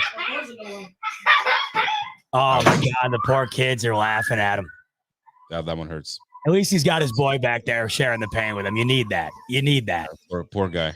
It's like, Dad, why do you do this to us? Why do you make me cheer for a team? That's no good, Daddy. Why you do that to me, Daddy? He's just speechless. God, we've all been there. As he should be. All been there. But, man, that's a tough pill to swallow today, man. It's one thing to lose on a game winner. Dude, those 60-yarders, man, it's just you lose all hope. You lose all hope. It's like, how the hell does that happen to us? You know what I mean? Man, those ones do hurt. He made that shit. I just can't get over it. I can't get over it. And I'll tell you this. I want to try to find the. Oh, there we go. So we could talk about how tough it is, you know what I mean, for fan bases to deal with losses and their reactions. Well, on the bright side, we can show you how it is on the bright side when we have coaches that have little moments like this for you to go through. Let's look at Coach McDermott in the press, in the room, addressing his team in the locker room after the game. Where's that guy that just made it? Franchise record, 61.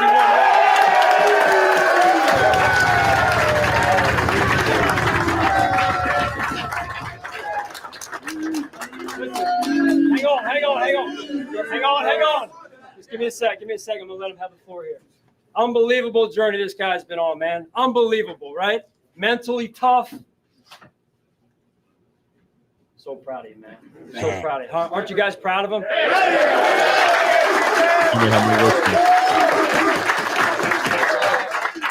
just want to say, man, couldn't have done it without you guys, man. I've been through a lot. And I just leaned on you guys heavy. You're always there for me. And for me to go out and do that for you guys, Man.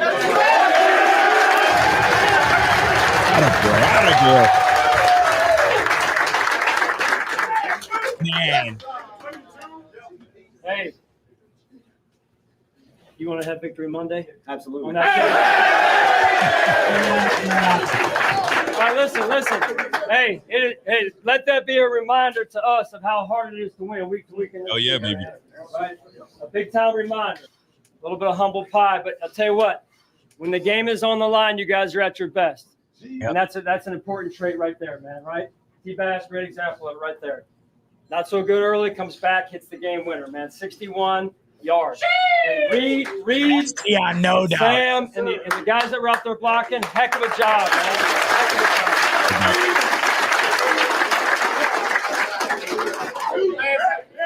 Love you boys. Hey, family on 3. 1, 2, 3. Atta boy, T-Bass. First time I watched that, I was kind of fighting back a couple of tears, man. You could just, McDermott, when he paused and said he was proud of him, and then you could tell he was choking up a bit. Dude, that was a lot for that kid, man. That's the human element right there. That dude, he's probably lost hours of sleep, right? Read a million comments. Man, I couldn't be happier for that dude. And the worst thing is sometimes they try not to read the comments. And you feel for this because, listen, I'm sure that wifey, if I make a controversial take, right, or whatever, right, you might say something and our parents or our folks probably read comments and so on and so forth. I've seen wifey say, why is that guy saying that about you? And I'm like, oh, don't even worry about it. I'm not even stressed about it. It's like, no, it's not right. So as a professional athlete that gets paid all this money and people are getting on you and being nasty, super nasty, that's the mental fortitude that you have to have as an athlete to push through that and do your job. And that's exactly what it is. The team called on him. He said, okay, I got to do this. Just let me just focus and do what I've been doing forever. I've been doing this since I was a kid. This is a kid's game, man. Let me just do what I need to do. And that he did. Crushed it, 61 yards. And guess what? Not that you earned the respect of your teammates, but your teammates are like, we knew that was in you. Let's keep it up. Let's keep it up. And you got us to win today. So we weren't at our best defensively. We were shaky in the first half as an offense in the first place, but you came through and you came in the clutch. And that's exactly what took place, man. Now that nobody had a stellar game today, right? Head coaching did not have a stellar game with that stupid red flag he threw. Offense didn't have a stellar game today. We had some mixed cues that we missed. Defense, we didn't do well. Special teams had some issues, but at the end of the day, you show up when you need to show up, and that's hitting that damn 61-yard field goal. But did he ever crush that field goal? Holy That was jumpers, man. no doubter. That was like when you hit a home run in baseball and everyone knows the second you hear that ball come off the bat, that thing's hitting the stands. I mean, that was a no doubter.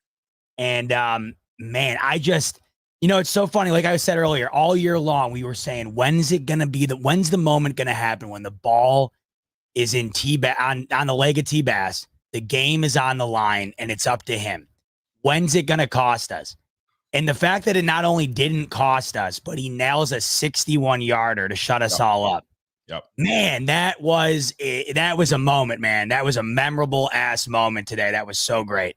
That was a moment. And here's a moment right now for our guy, Dan Bills, just became a Big Spot member. Give it up for Dan. Biggity big. Let's go, folks. If you guys are trying to join and become a member like my man, Dan Bills, it's very simple. www.supportbf.com. It's all there right in the takings. I appreciate you, Dan Bills. Much love, much appreciation. So looking at what was taking place, the Bills are now 7-2.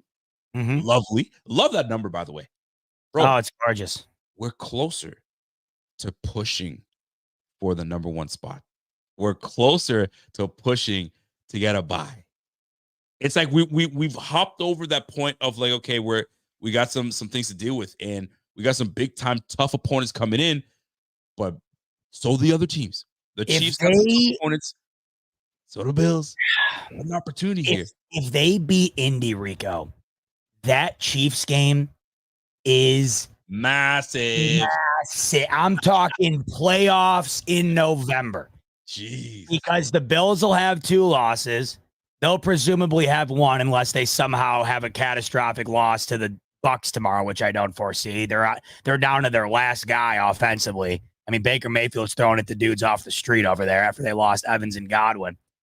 If they win tomorrow and the Bills beat the Colts, if the Bills win the head-to-head against KC, and then they'd be 9-2, and KC would be what, 8-1?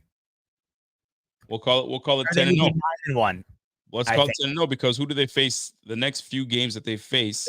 They already had their, did they already have their bye though, right? So they're 7-0 at the moment right now. So they've got the Buccaneers, Broncos, then Bills. So let's call it. All right, they're winning both of those. Okay, so they would be 9-0. The Bills would be 8-2. If the Bills won, they'd be 9-2. The Chiefs would be 9-1. And then, I mean, you have the head-to-head. Now, granted, the Bills couldn't lose another game, or the Chiefs would have to lose 2. I mean, it's still tough. But man, they got as good a crack at doing it right now as anybody. And with that Houston loss Thursday, your Bills are in sole possession of second place in the AFC right now. So they are as close to being able to do it as anybody. And I know Baltimore got back on track in a big way today. Kicked the ever-living crap out of the Denver Broncos. But the Bills control the majority of their own destiny. Not entirely. The Chiefs would have to lose one more outside of the Bills. But that game is huge. Now, this Indy game, to me, this upcoming week, Anthony Richardson, I wouldn't have lost a minute of sleep thinking about this game upcoming this week. You'll see tonight. Joe Flacco can sling that thing, man. He doesn't give a damn. And Jonathan Taylor can run the rock. You watch tonight. They're playing Minnesota on Sunday Night Football. Oh, that team next week, that's tougher than advertised. Anthony Richardson, they would have picked his ass off 3 times. I wouldn't have worried about that game once this week. With Flacco, it's a whole different game. But man, Rico, if they can head into the Chiefs at 8-2, sheesh. Now, and I'm going to stick to what I've been saying all year, though. I could care less how that game goes against the Chiefs in the regular season because everybody knows, we have the better record between the Chiefs. And what has that won us in the playoffs when we face that very same team? Diddly squat. So I could care less if the Chiefs came in and waxed us 91-0. I'll say, have that game. But we'll see you guys again come playoff time, and then we could talk about it, right? But right now, it sounds great, but really what I'm looking for is once we get to the playoffs, how we perform in the playoffs. And hopefully by then, we got everybody healthy, ready to freaking go. Because that's what I'm most excited about, that we get everybody healthy, ready to go so it can whoop some tail. But until then, listen, one game at a time, I'll take it. I'm good with it. And we'll go from there. We got some super chats to read, man. We do. I was going to say, let's open them up.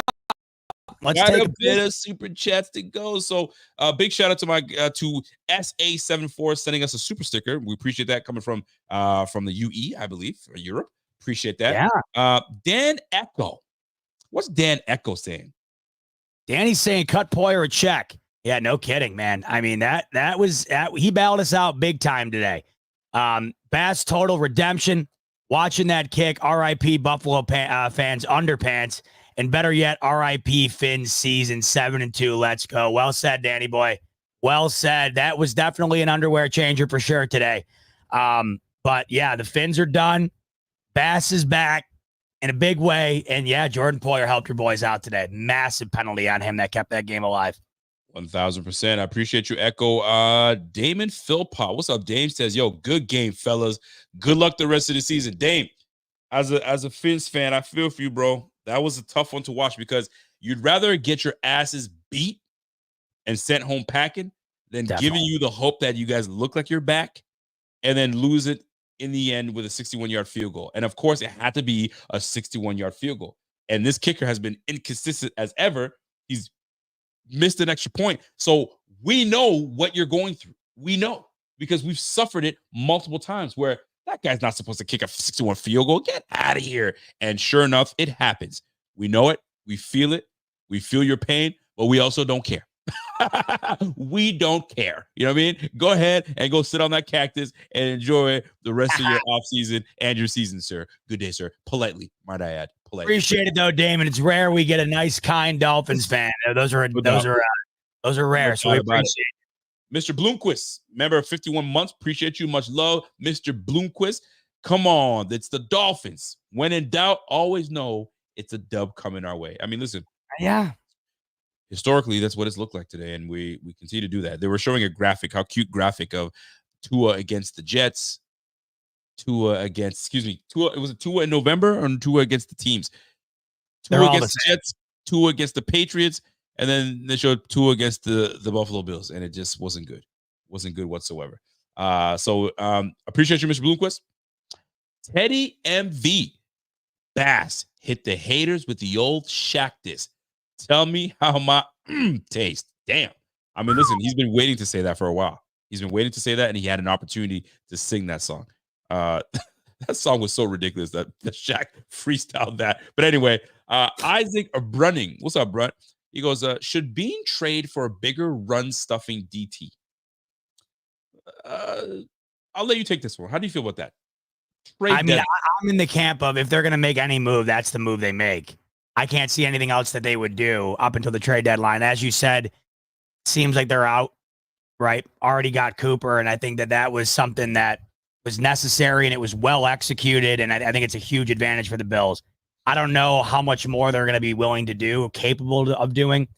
I will say if there's one area that I would think that would be addressed, should they do something, it would be that. I don't know who that would be. I know Clowney's name's been bounced around a little bit there.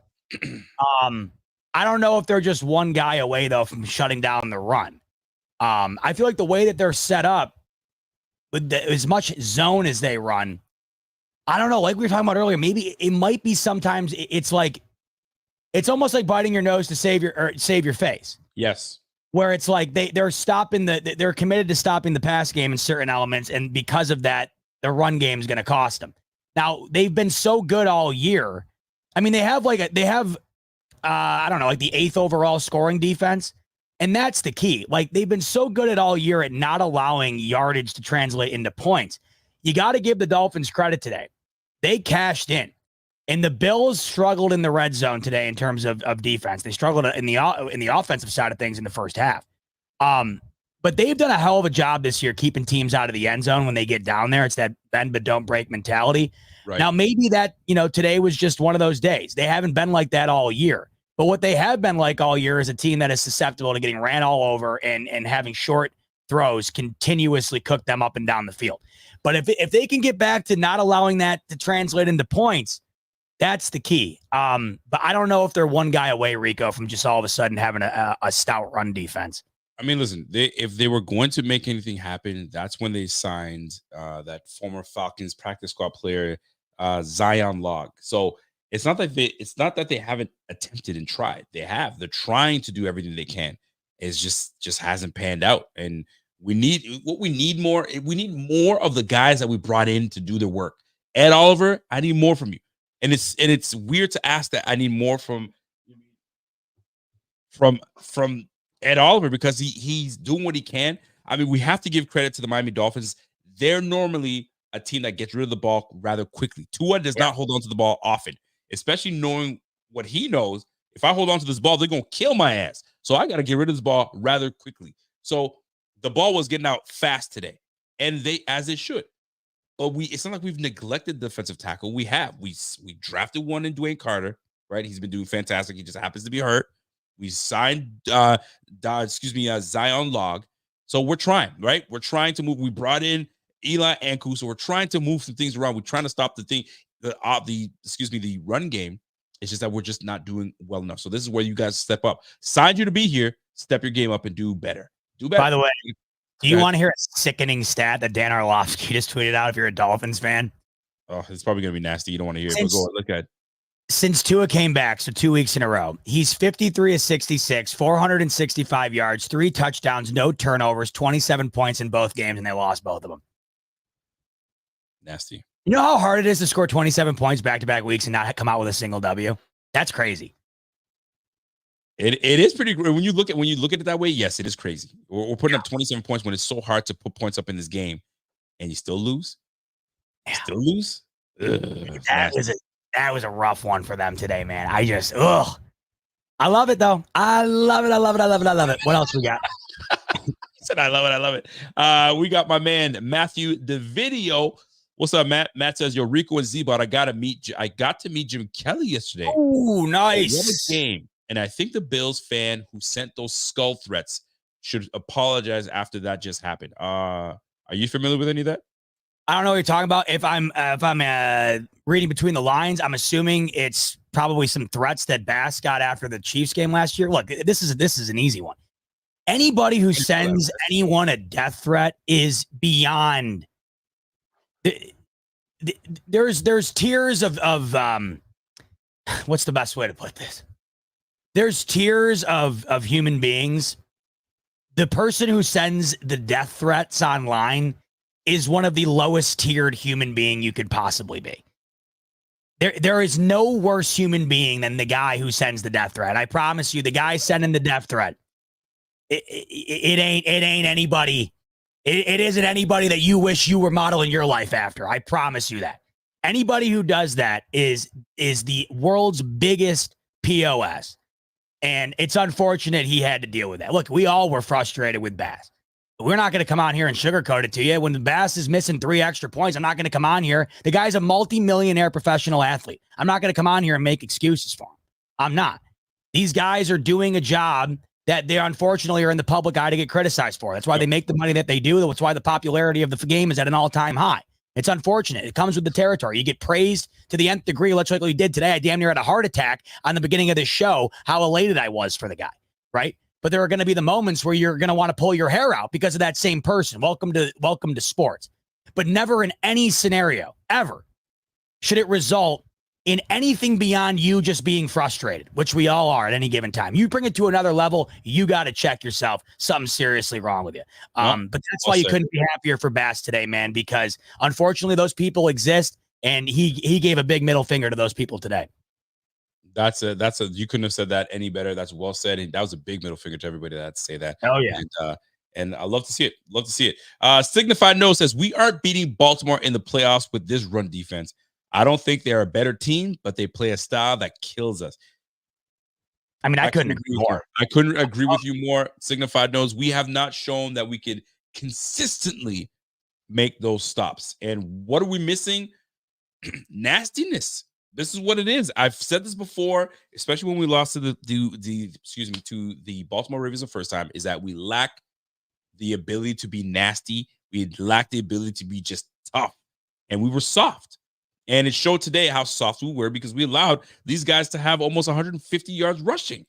For crying out loud, man. We've got to be better.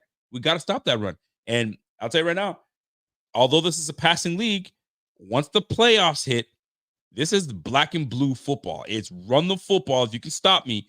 And if I need to pass, I'm going to pass it. All that regular season stuff is passing and you're lighting things up. But when you look statistically and historically, it's about who runs the ball well in the playoffs. Obviously, you got to have an elite quarterback to get the job done, but you got to run the football and you got to stop running the football. You got to stop the run of the football. So Baltimore poses a great threat. They run the ball well and they stop the ball well. I actually tweeted something earlier today. They're actually the number one rushing team in the game, and they're the number one rushing defense in the game. They 3.3 yards a pop they're allowing, and they've only allowed 500 and less than 600 yards rushing. That's how you win games. You run the ball and you stop the people from running the football, and that's where the Bills will have to actually to improve upon on their defensive stance. Moving on to next one, Brandon Waltkin. Can you say that? Walterkins? He was my man earlier on the pregame who told us he was drinking Jaeger at noon. And he's drinking some more right now. You're damn right, Walt. Or I said Walt because the last name Brandon. Walt. You're damn right. We're Jaeger bombing it all night, baby. Jaeger bombs for Bass. Jaeger Bass. Jaeger Bass. That's why I like you. Jaeger Bass. I hope you had a whole lot of that. Yeah. Tom Sinclair. What up, Tommy? Tommy coming from, hey, this is my man from Windsor. What's up, Tommy? Tommy goes, I'm confident that a lot of fans wanted Tampa Bay to miss that kick. Excuse me, Tampa Bay. Tyler Bass to miss that kick and for it to be the last straw with him. He delivered when it mattered most. Mad respect. Do you actually feel that way? Hell no, dude. You're not going to find a Bills fan as much as you might want Bass gone. Yeah. You don't want If you wanted him to miss that kick, then don't go to another game ever again because you are the worst type of fan imaginable. If you're willing to lose a game over wanting the kicker gone, like check yourself. That's crazy. Wild. There's no anybody who thinks that, which I would hope to God there is nobody, maybe one person. That is insane if you think that way. That is absolutely crazy. And if you did, are you truly a Bills fan? Are you no? God, no. You're not rooting for the right things. You want your team to win, and if Bass comes down to it, he hits it. You got to give him the same energy, and I'll use hate, but the same energy and hate and negative comments you want to have for Bass, rightfully so when he misses, when he should be making these kicks. I get it, but the same energy that you have for him when you want to disparage him, you got to give the same energy back to him when he makes these kicks. You can't just sit there like, okay, fine, then he made the kick, but he always misses. No. That's not how it works. You want to put him down when he misses, fine. But when he makes it, show him the same love. Show him the exact same love. But he's inconsistent. But he made the kick for us to win the game, right? So show him that love because we got that win, and that gets us to 7-2. So I don't want to hear it. Just show him that love. Well said. The worst type of person sits back and said, got lucky, I guess. Dude, the guy just set a franchise record on a game winner against a divisional rival, and he's been stuck in a rut all year. I'm like, dude, my genuine happiness. I literally almost shed a tear watching that post-game thing because nobody wants the guy to fail. You drafted this guy. You paid this guy. He was great for a while. You want it to work out. Plus, you've seen the interviews with him. You just know he's a wholesome dude. It's a guy you root for, man. That's why that was so damn awesome today. Absolutely. Because not only do you get the W, but you get it on the leg of the guy that needed it the most, man. It was so great. It was such a great moment. It was. And there's something about, there's two things. There's something, I don't know about you, but I try to stop watching these things. You ever watch those Instagrams, you roll on Instagram, a father that comes back from the Navy or comes back from somewhere and the kids are waiting for him at the airport and they give him there's something about that that turns me into a blubbering biatch when it comes to that type of stuff. Another man shedding a tear. When you see another man shed a tear, you kind of like, because men don't do that. Men are not known to, show emotion and stuff like that. We're tough and we don't do that stuff. But when that brother was choking up, it made you want to choke up with him because you know what he's going through and how good that felt. And redemption, how good that felt. So, give him some love, man. You got to give that brother some love, man. What's Richie saying? By the way, my kryptonite in those things, it's the homeless animals that then get a home, and it just takes. Is that it for you? Oh yeah, that destroys me, dude. Like I can't watch it. I cannot watch it. So that tells me that you must be up in arms with the guy that had a squirrel and a raccoon. Dude, I've been all over that, man. Somebody decided to call and say, hey, he's got a rat. Mind your business. Thank you. This is how we grew up. We grew up. If you're not bothering someone and you're a good person, what the hell does anybody have a right They shouldn't be in a home. They should be in their natural habitat. And that's why. So you need to go and intervene and do something. You know what they did? They took those two pets and euthanized them and killed them. Dude, that's cool. So you must be up in arms right now. I mean, I just hate when people infringe on people for no reason other than, well, you can't have a squirrel in the house. Why? I mean, is it insane? Yes, but why can't you? Why can't you? Why? Who the hell cares? They want to do it. Do it. Hey, how is it impacting my life, Rico? It isn't. So what the hell do I care? What the hell should anybody else care? Some people just can't. They don't like to see other people happy. That's just what it is. It's just what it comes out to. And that's why I'm a mess.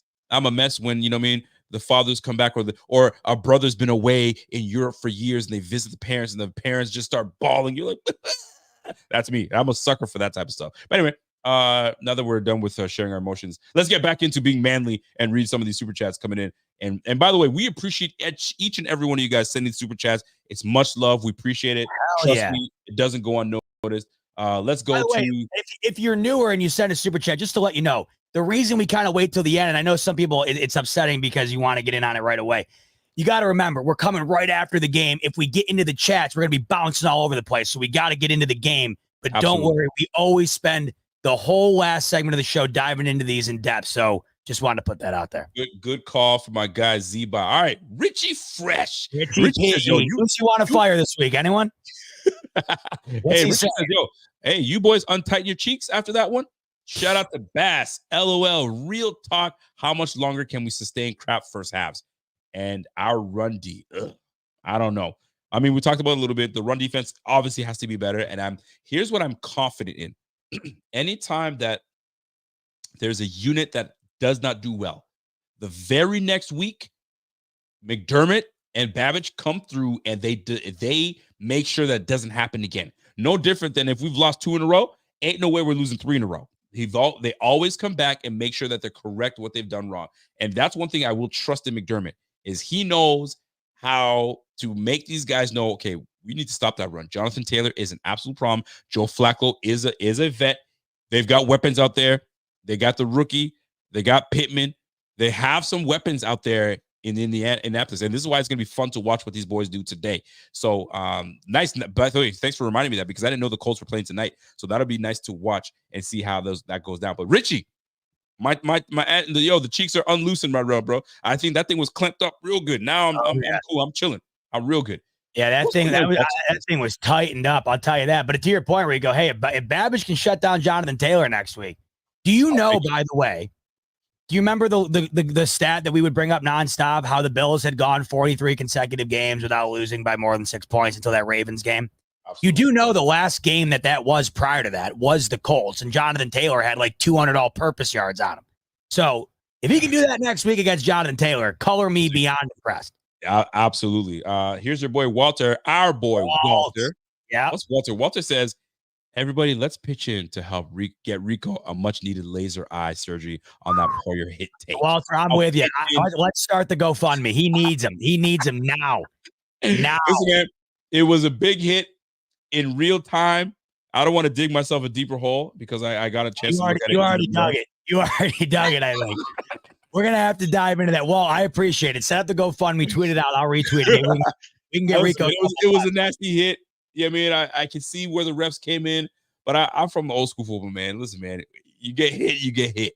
But I mean, in the new age, in the new times we're watching, call the flag, I suppose. What I like about those hits is that you can clearly tell the flag should come out. It's the helmet to helmet. It's the holding in the pass interference that just pisses me off to no end. It just pisses like the helmet to helmet. There it is. The face mask. There it is. Right. Yeah. Roughing the passer.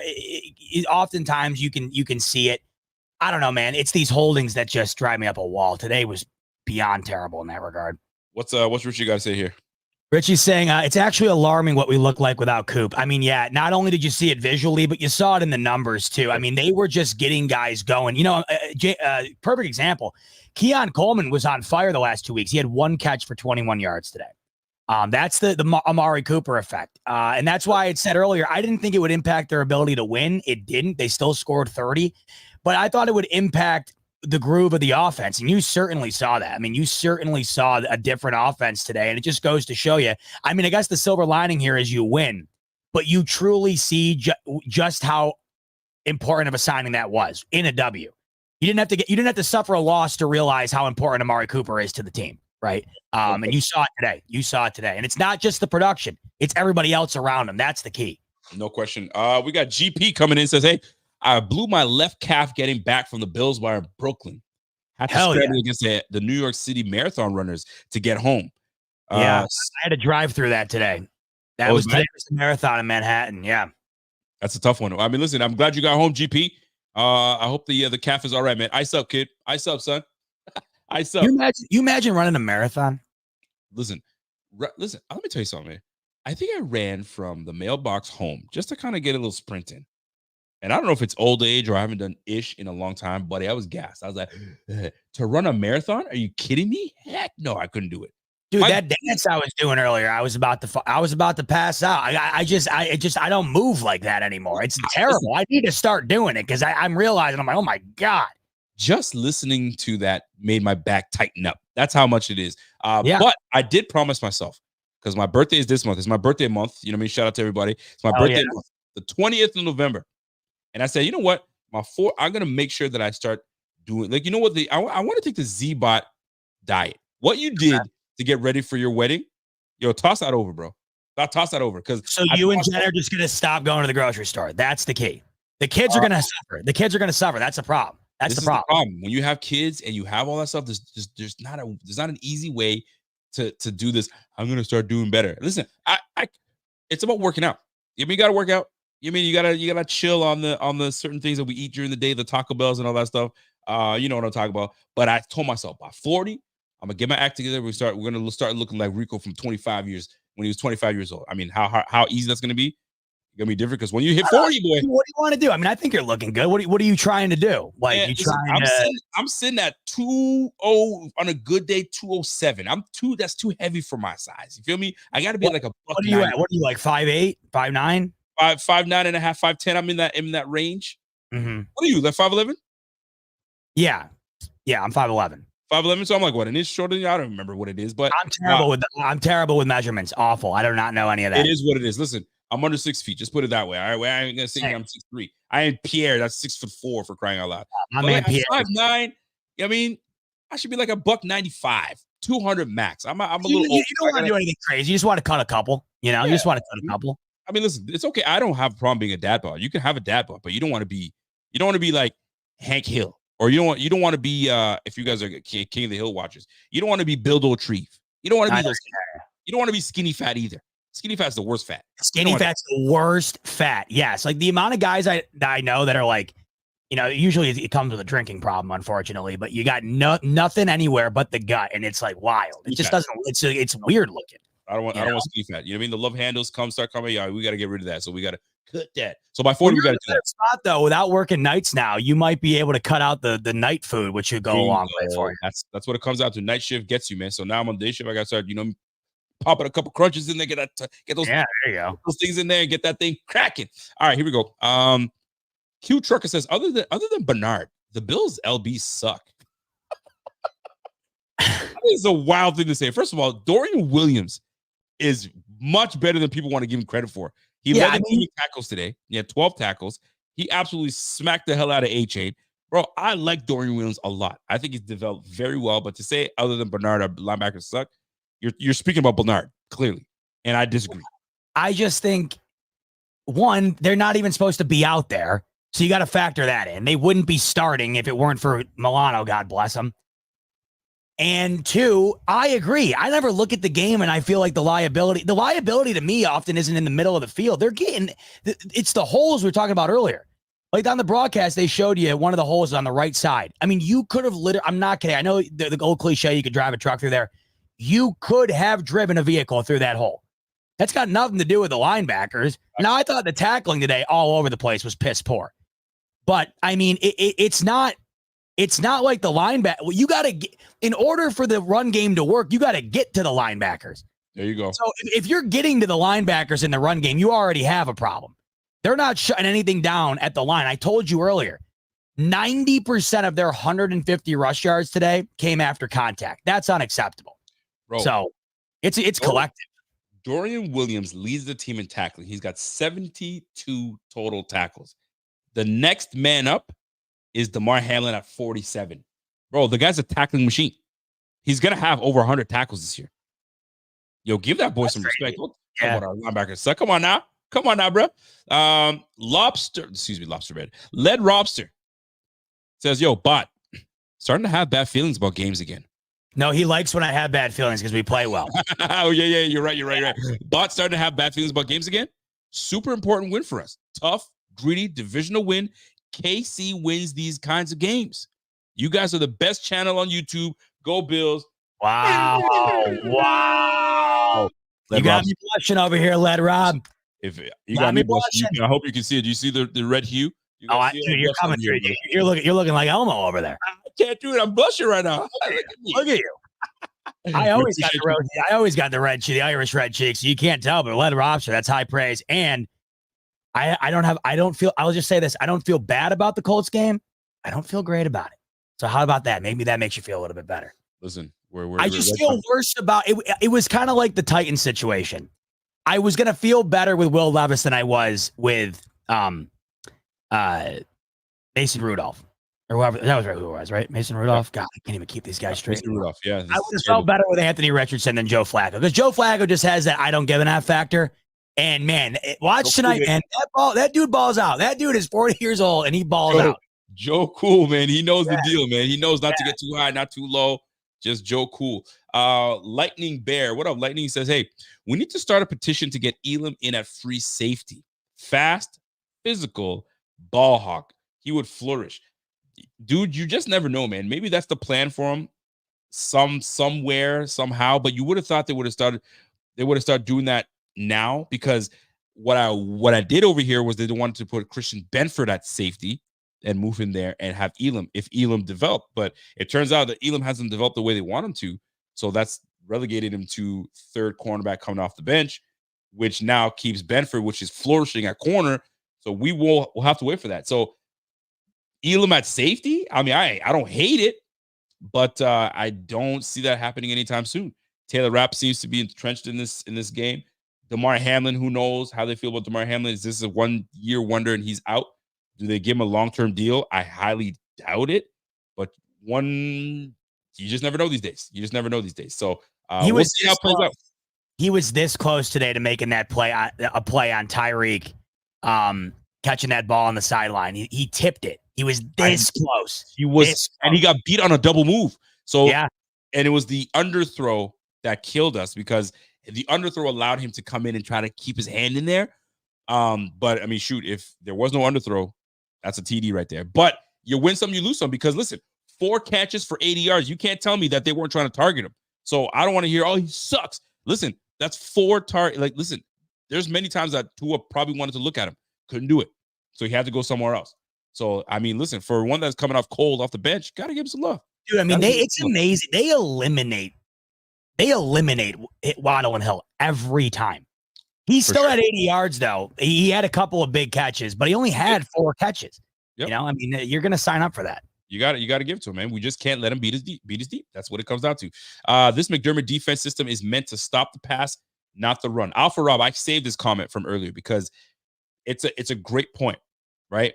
We are always known to be great defenders in the pass. And this is a passing league, so you got to be able to stop the pass, the big plays, because these receivers are getting paid left, right, center. You saw how many receivers have been moved all over the place because everybody's looking for a coveted receiver. I mean, Deontay Johnson, Deontay just got traded to the Ravens. They got themselves a speed, athletic receiver, inconsistent in catching the football. Those don't want to talk about that. But anyway, that's neither here nor there. But the point is this. You got to stop the pass in this game. I get it. You got to stop the pass, and you're going to give up a little bit of a run. But we just can't give up that much. I think we just give up a little too much in the run. I'd like us to stop that a little bit more. But I do understand your point. Valid nonetheless. Devontae Smith just made one of the greatest catches I've ever seen. That's why. Was it as good as the run from Saquon Barkley? It was incredible. It was incredible. It was unreal. It was unreal. Yeah, that was amazing. Here Yeah, I hear you. Signify knows. What's Signy saying? Nikki Smokes is the biggest tool at Barstool, says Signified Knows, and that's really saying something, being a bigger tool than Dave. Well, he does a really good job of playing up the tortured Dolphins role. I mean, man, he nails it. Somebody's got to do it. You know Absolutely. what I mean? Yeah. So I don't know who that is for the Bills. Who does that for the Bills? That kind of, I've been waiting for him to call me for years. I don't know what they're waiting for. I'll do that tomorrow. I mean, I'll just go on there and I'll bitch and moan. Could you play that role? Could you play that dickhead? No, I can't act like that because it would just be so. You would see the inauthenticity. I feel like from me, but yeah, I don't think I could do either. I could give you raw emotion. That's what you're looking for. I can give you that. Oh, for sure. There's no question about it. Like today, I lost my mind when Bass nailed that. I lost my mind. I was sitting there pumping my yes, and Web's like, what happened? I was like, Bass hit one. Really? She even knows. I was like, oh, yes. I know. Thing, man. It's amazing. Love to hear it. Richie Fresh says, yo, the make by Bass is a big deal mentally going forward. Hell yeah. It absolutely. It's a confidence booster.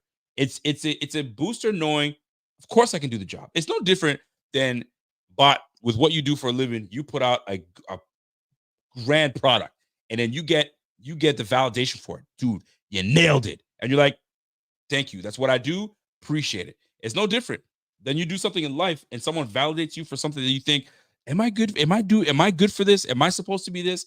And you come out and you get validation. That's the biggest confidence booster ever. Gotta love it. Exactly. I was going to say the same thing. It's all in life. It's a lot of trial and error, and he's never been put in that situation. And it just so happened to be the biggest situation of the year he was put in, a franchise record-setting situation should he make it, right? And in a situation where he's got to prove to himself, I can overcome the obstacles in game, season long here. Once you do that, you unlock an element of yourself that you would not have been able to until you prove to yourself that you did it. It happens in life on a daily basis. Right. And I couldn't agree more, man. You don't go into the kick now feeling anything other than I know I can do this. But I got no reason to think I can't do it again. No question about it. By the way, side note, how sick are the New York Giants of not bringing Saquon Barkley back to the Giants? How sick are they? Joe Shane. Oh God! I mean, it's just I understand letting him go. Letting him go to Philly is criminal. I mean, it is criminal. I mean, it would be like the Bills letting, I don't know the most equivalent way. Like if they would have given. Honestly, I can't think of an equivalent, man. It was so bad letting him go to Philly. I don't think I can find an equivalent. It's just you can do about it. It's either you sign him or he's going to Philly. That's it.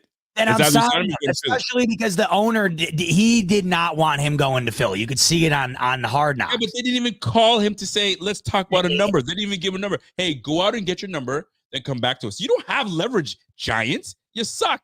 You blow. I wouldn't be shocked. I wouldn't be shocked if Joe Shane's out of a job at the end of the year. Well, is Joe Shane, are they going to let him go with Dable? I'm not firing Dable, but that's a couple. They came in together. They came in together, and they're already not a fan of what Dable's been doing out there. So that Hard Knocks was it was such a bad look for him. I mean, I don't know how he signed. I don't know how he allowed half that shit to go to air. Listen, it's a shame because Brandon Beane didn't teach you that. He didn't teach you that. That's not how we roll. Now that you just freestyled that, because if you go to the school of Brandon Beane, we keep things honest, we keep things straight, and we make it sensical. And that made no sense. No way, no how. No way, no how. My man. Actually, no, hold on. We gotta go to Richie. Richie says, no more firings. Running through drywall, headed to 59. Hell yeah, Richie. Wear a helmet though for me, bud. Yeah, no doubt. I'm worried about you. Tom St. Clair says, just to be clear, fellas, I couldn't be happier for Tyler Bass. People just seem to have it out for any source of inconsistency when it comes to this team. All love, though. I know, I get it. We know you meant, Tom. We were talking about people that you were talking about. We were talking about the people you were talking about, which are the worst type of people. But we know what you're saying. No doubt, Tom. Agree. And big shout out to my guy, Eric Peak. He goes, I got you for training, Rico. Oh, shit. Listen, man, the training is not the issue because, I mean, I played ball all my life. So, you have trainings. Once you get back in the gym, you know what you're supposed to do. It's just like, when you have kids, bro, they're all over you, bro. Dad, you do this, dad, you do that. You told me you take me to soccer. Golly, man. Now I got soccer on Saturdays, soccer on Sundays. Bro, it's too much. But that's It's what you not sign up knowing for. what to do, right? It's the doing it. That's the thing. It's the doing it, baby. It's the doing it. But yeah, I mean, those are the super chats for tonight. But overall, would you say that you were happy with? I can't say overall because there were some things that we did wrong. But what would you say the biggest takeaway from this game for you? I mean, the biggest takeaway to me was this team's ability to find a way to win in a cruddy situation. I would say, not everything went well today. Not everything went right today. They had mistakes happen to them today that they're not typically doing throughout the year here, where they have that tipped ball that's picked off, right? Not executing on in their red zone opportunities, allowing a team to score 27 points. The Bills have really not allowed teams to score points on them the way that they did today, and they still found a way to overcome. And then, out of everything, just Tyler Bass's ability to kick that, it makes you feel a lot better about potentially being in a similar situation in the future, whether that be in the playoffs or, in general. You feel good about that. A big takeaway from me was this run D. Unfortunately, I continue to see that being an issue, but right now I'm loving the Bills' ability to overcome. I'm loving their ability to stack points, and offensively right now they got it going, and they were able to do that without Cooper. That was another thing I would say I took away today too. That Amari Cooper signing, it looked bigger today than it even looked with him out on the field, just because you see the difference, you see the impact. That was a huge takeaway from me today. Big takeaway for me. I'm trying to think of, like, I want to be on the positive what I took away from this game. It's having the confidence to know backs are against the wall. I still felt that the team had confidence that they were going to win this game, no matter how you want to look at it. We're getting this win today. We're at home. We're doing it. And you just saw it. Although Allen has a few misreads and a few bad throws here and there, I mean, you could be totally turned off with that first quarter interception to Keon Coleman. You're like, here we go. No, they felt good. We're going to take over. We're going to do what we need to do. And Allen didn't force. This is what I love about Allen's growth and what I've learned about Allen so far this year, especially this game. He didn't force. He could have forced balls real tight quarters, but he just took what the defense gave you, and exactly what happened with Ray Davis. Ray Davis on the right sideline, take that in, away you go, changes the whole ball game. If Allen was the Allen of old, he would have forced. He would have tried to do everything himself. He's done an excellent job of not doing everything himself. So big kudos to Josh and this offense for not giving up and staying the course and not forcing shit. Didn't force anything whatsoever. And by the way, big shout out to everybody that's saying turning 40 is going to be good, and you guys are giving me some training regimens. I appreciate that. My man Sweatsell 207. Yo, try being 228 at 5'11. I got you, bro. I know what you mean. We all getting to that age where you putting a little bit something on the side. But Laura Sharon, she said, "Yo, get it, Rico. I'm trying to, girl. I'm gonna try to." Hell yeah. I'll tell you this, it doesn't help when the wifey's like, "Ooh, I like you this size. You're like a manly man." Girl, please, man. I want to be the, you know what I mean, when I was 25, 26, 27, you know what I mean, around that time. Like, you got to do it for you. You got to do it for you. No one else. No doubt. But you got to do it for you. Bills fan says, listen, cut the ketchup out. He goes, yo, no, majority of our calories are from the liquids and condiments. It's the hidden calories, man. Cut out the ketchup and just drink water and watch how much you lose. Oh, shit. Well, you know, my biggest thing is cookies. I love that Chick-fil-A sauce, man. Like a tablespoon of that has like 80 calories in it. Which one? Are you talking about the Polynesian sauce or the actual Chick-fil-A sauce? Like the actual Chick-fil-A sauce, dude. I mean, it's like it's literally God's nectar, but it's like 100 calories a bite. It's crazy. I'll tell you, it's the cookies for me. My thing is cookies. I gotta stay away from cookies. That's my thing. I don't do candy. I'm not a candy guy. But cookies though, a good chocolate chip cookie. Oh God, I could eat 100 of them too. That's the problem. You can't just have one of them. Like, what? Are you nuts? I went to Costco just for like a little lunch break, something cheap. Got a little pizza, and they're like, and I was like, oh, I should get that cookie that I normally get. And then I'm like, nah, I'm not gonna do it. And I'm ringing the thing in. It says, would you like to add a cookie? Those cookies are 860 calories for one cookie. Rico, they're not just the cookie; they're the double chunk chocolate cookie. And it took everything out of me to say, I ain't gonna do it. But boy, do I love me chocolate chip cookies. 100. How? All right, so I haven't had one. I only know them through the Costco guys. Good. How so good? Like, is it worth 800 calories? Good. It's worth it. You know what I mean? Wow. It's crispy on the outside, gooey on the inside. You know what I mean? Just the right consistency. but it's thick, it's rich, and I never finished the whole cookie in the first place. I always kind of share it with the kids and stuff like that. Yeah. But it's like, that's a lot. That's a lot, brother. They get you. That's craziness. That's how they get you. crazy. 800 calories on a cookie is wild work. Wild work. It is. By the way, we got a Matthew Suero says halftime adjustments was what he learned in this game. I mean, they've been doing that. Y'all. It's crazy. Week in and week out. We continue to do week in, week out. Exactly right. Walter comes in and says, we always beat the Dolphins. So what? Are we really learning? That's like saying the Patriots learned a ton when they used to beat us routinely. In a way, you could use it as practice. It really is. So like there's always something you learn, right? You think we learned anything in that Ravens game when we absolutely got beat down? Right? How much could you take from that? We knew why we lost that game. We lost it because we were soft and we just got beat up, and that's what it is. You knew in this game like this, you learn to like, okay, well, we're in this position. This is what we can do because it had success, but it didn't have success this time. Let's try it in the second half, right? There's always somewhere you can learn, right? You can't say you can't learn from the Dolphins game. Of course you can. You can learn something from everything. Come on now, you know that. Richie comes in and says, yo, get ready for week 11. First Bills, 8-2 Chiefs, 9-1 going. Oh, 9-1. You think you're going to lose a game, huh? I think they'll be 10-0 by the time we face the Chiefs. 10-0. Yeah, that would require them to lose to either the Bucks or the Broncos. And I don't see it. I don't see it. I don't see it either, man. I don't see it. James says, yo, happy 40th, Rico. Not yet. November 20th. Don't give me the premature birthday yet. It's my birthday month. I don't do that.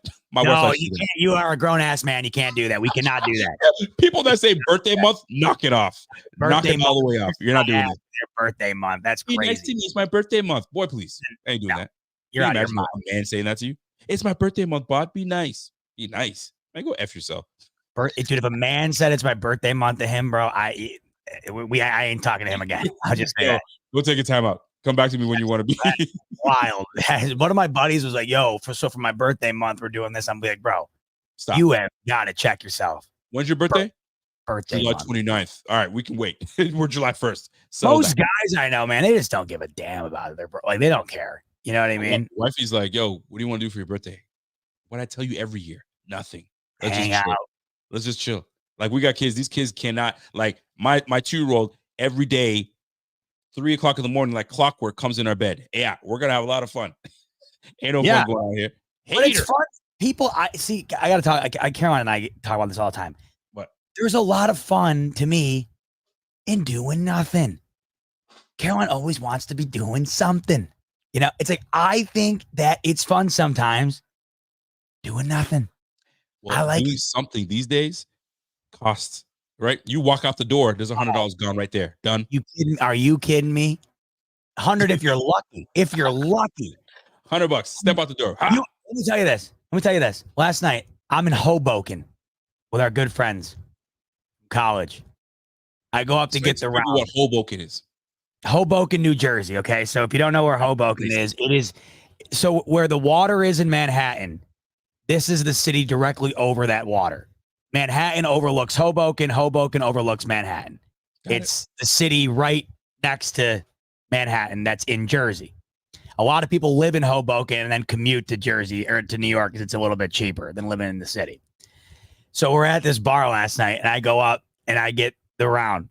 I get 4 espresso martinis. How much do you think it costs? 4 espresso martinis. Yeah. I know espressos are not cheap, so I'm gonna say like $54. When I tell you, and I don't know how I did it. I guess I just didn't want to make us. I didn't want to like be that guy. Now I'm interested. $91 for 4 espresso shots. No, 4 espresso martinis. Doesn't matter. 4 espresso martinis. Yes. $91. Correct. How do you justify paying $22 a pop? You don't. I will never forget it as long as I live. I will remember that till the day I get put in the ground. Oh my God, so Richie! When I would have knocked back 12 of them. Did you know? Are you the individual that says how much is that, or do you just say yeah, I'll get another one until it's time to pay? Yeah, Which one are you? That's funny you say that because isn't it weird how society operates sometimes? Like when you go to a bar, you don't know what you're paying. There's no like prices. At one drink at one bar, that espresso martini at the bar down the road could be $8. It could be $8. No, my birthday month's not till March, and we're gonna be celebrating. Now, I'm doing the month this year. But that's the thing, you don't know, right? But it's weird because I don't go up to the bar and I'll be like, hey, how much is an espresso martini? Because I just feel like it. I just where have we gotten in society that we cannot ask I know how much something is? And you know what? That's how people get gouged and we say nothing. And they say, oh, well, I guess it worked. So let's keep gouging folks. What are we to be embarrassed that we ask, hey, how much is that? No, you're so right. Because, okay, let me ask you this. You ask how much it is. Buddy says $23.50. Do you change your mind? Are you just having one and calling it a day?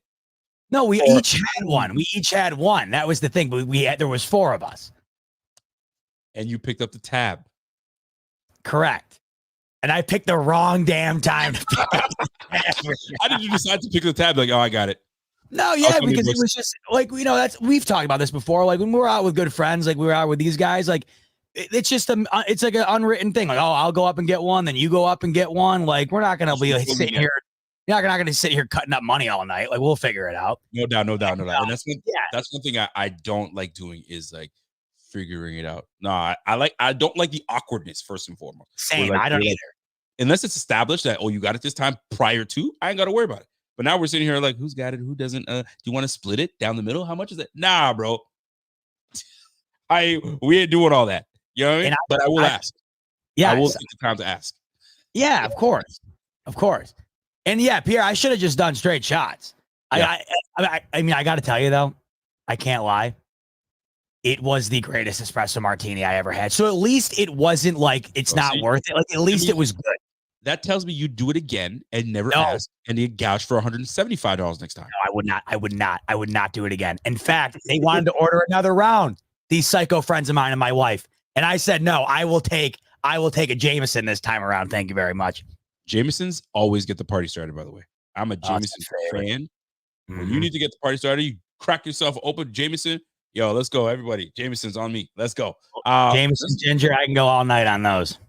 Pick 6 thrown by Geno Smith. We have it got flagged back. What else is new, folks? Greatest play of the week every time. Up there's the laundry. I tweeted. I went on a whole rant earlier on Twitter. I have just had it. It just pisses me off to no end. No, see, this is the problem. Carolina is the absolute opposite of a penny pincher. Absolute opposite. Right? And I don't think I am either, but I'm not her. I guess that's probably the best way to put it. Like, to me, $100 in espresso martini, she was trying to tell me, like, well, it was after tip, and they were really good. And I'm like, yes, but it was still $91. Like, are you crazy? Are you crazy? One thing that I do love about the wife that I married is she don't give a rat's A. How much is that? Heck no. Get me something cheaper. I'm like, my girl. Caroline's like that too, but she's willing to do it. But like, if you say at a restaurant, you and I have talked about this before. Yep. Say she gets something and it blows, that's going back. She doesn't give a damn about that. Whereas me, I'm eating that with a smile. Man. It's great. You're not taking it back. Yeah, no shot. In fact, I'm the meme you see online where like I have to hide behind my wife while she sends back my food. That's me. She'll do it for me.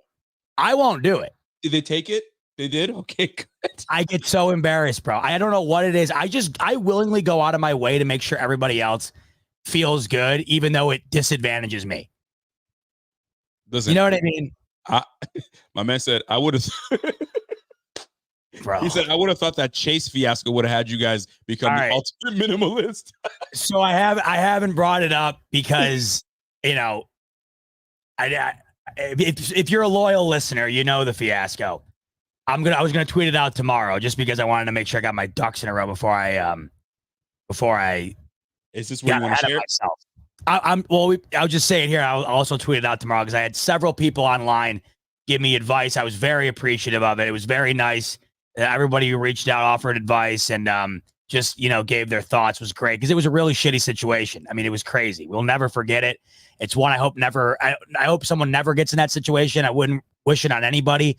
And And I'm glad I shared it. I also want people to be aware of like, this can happen to you. And like, maybe there's something you can do to avoid it in the future. I thought I didn't do anything wrong. I know I didn't do anything wrong, but now I'm going to take an extra step of like calling the bank before I do something, or making sure I know exactly, that they are aware of what I'm doing before I do it, whatever. Regardless, at the end of the day, long story short, we got our money back, folks. We got our money back, every dime of it.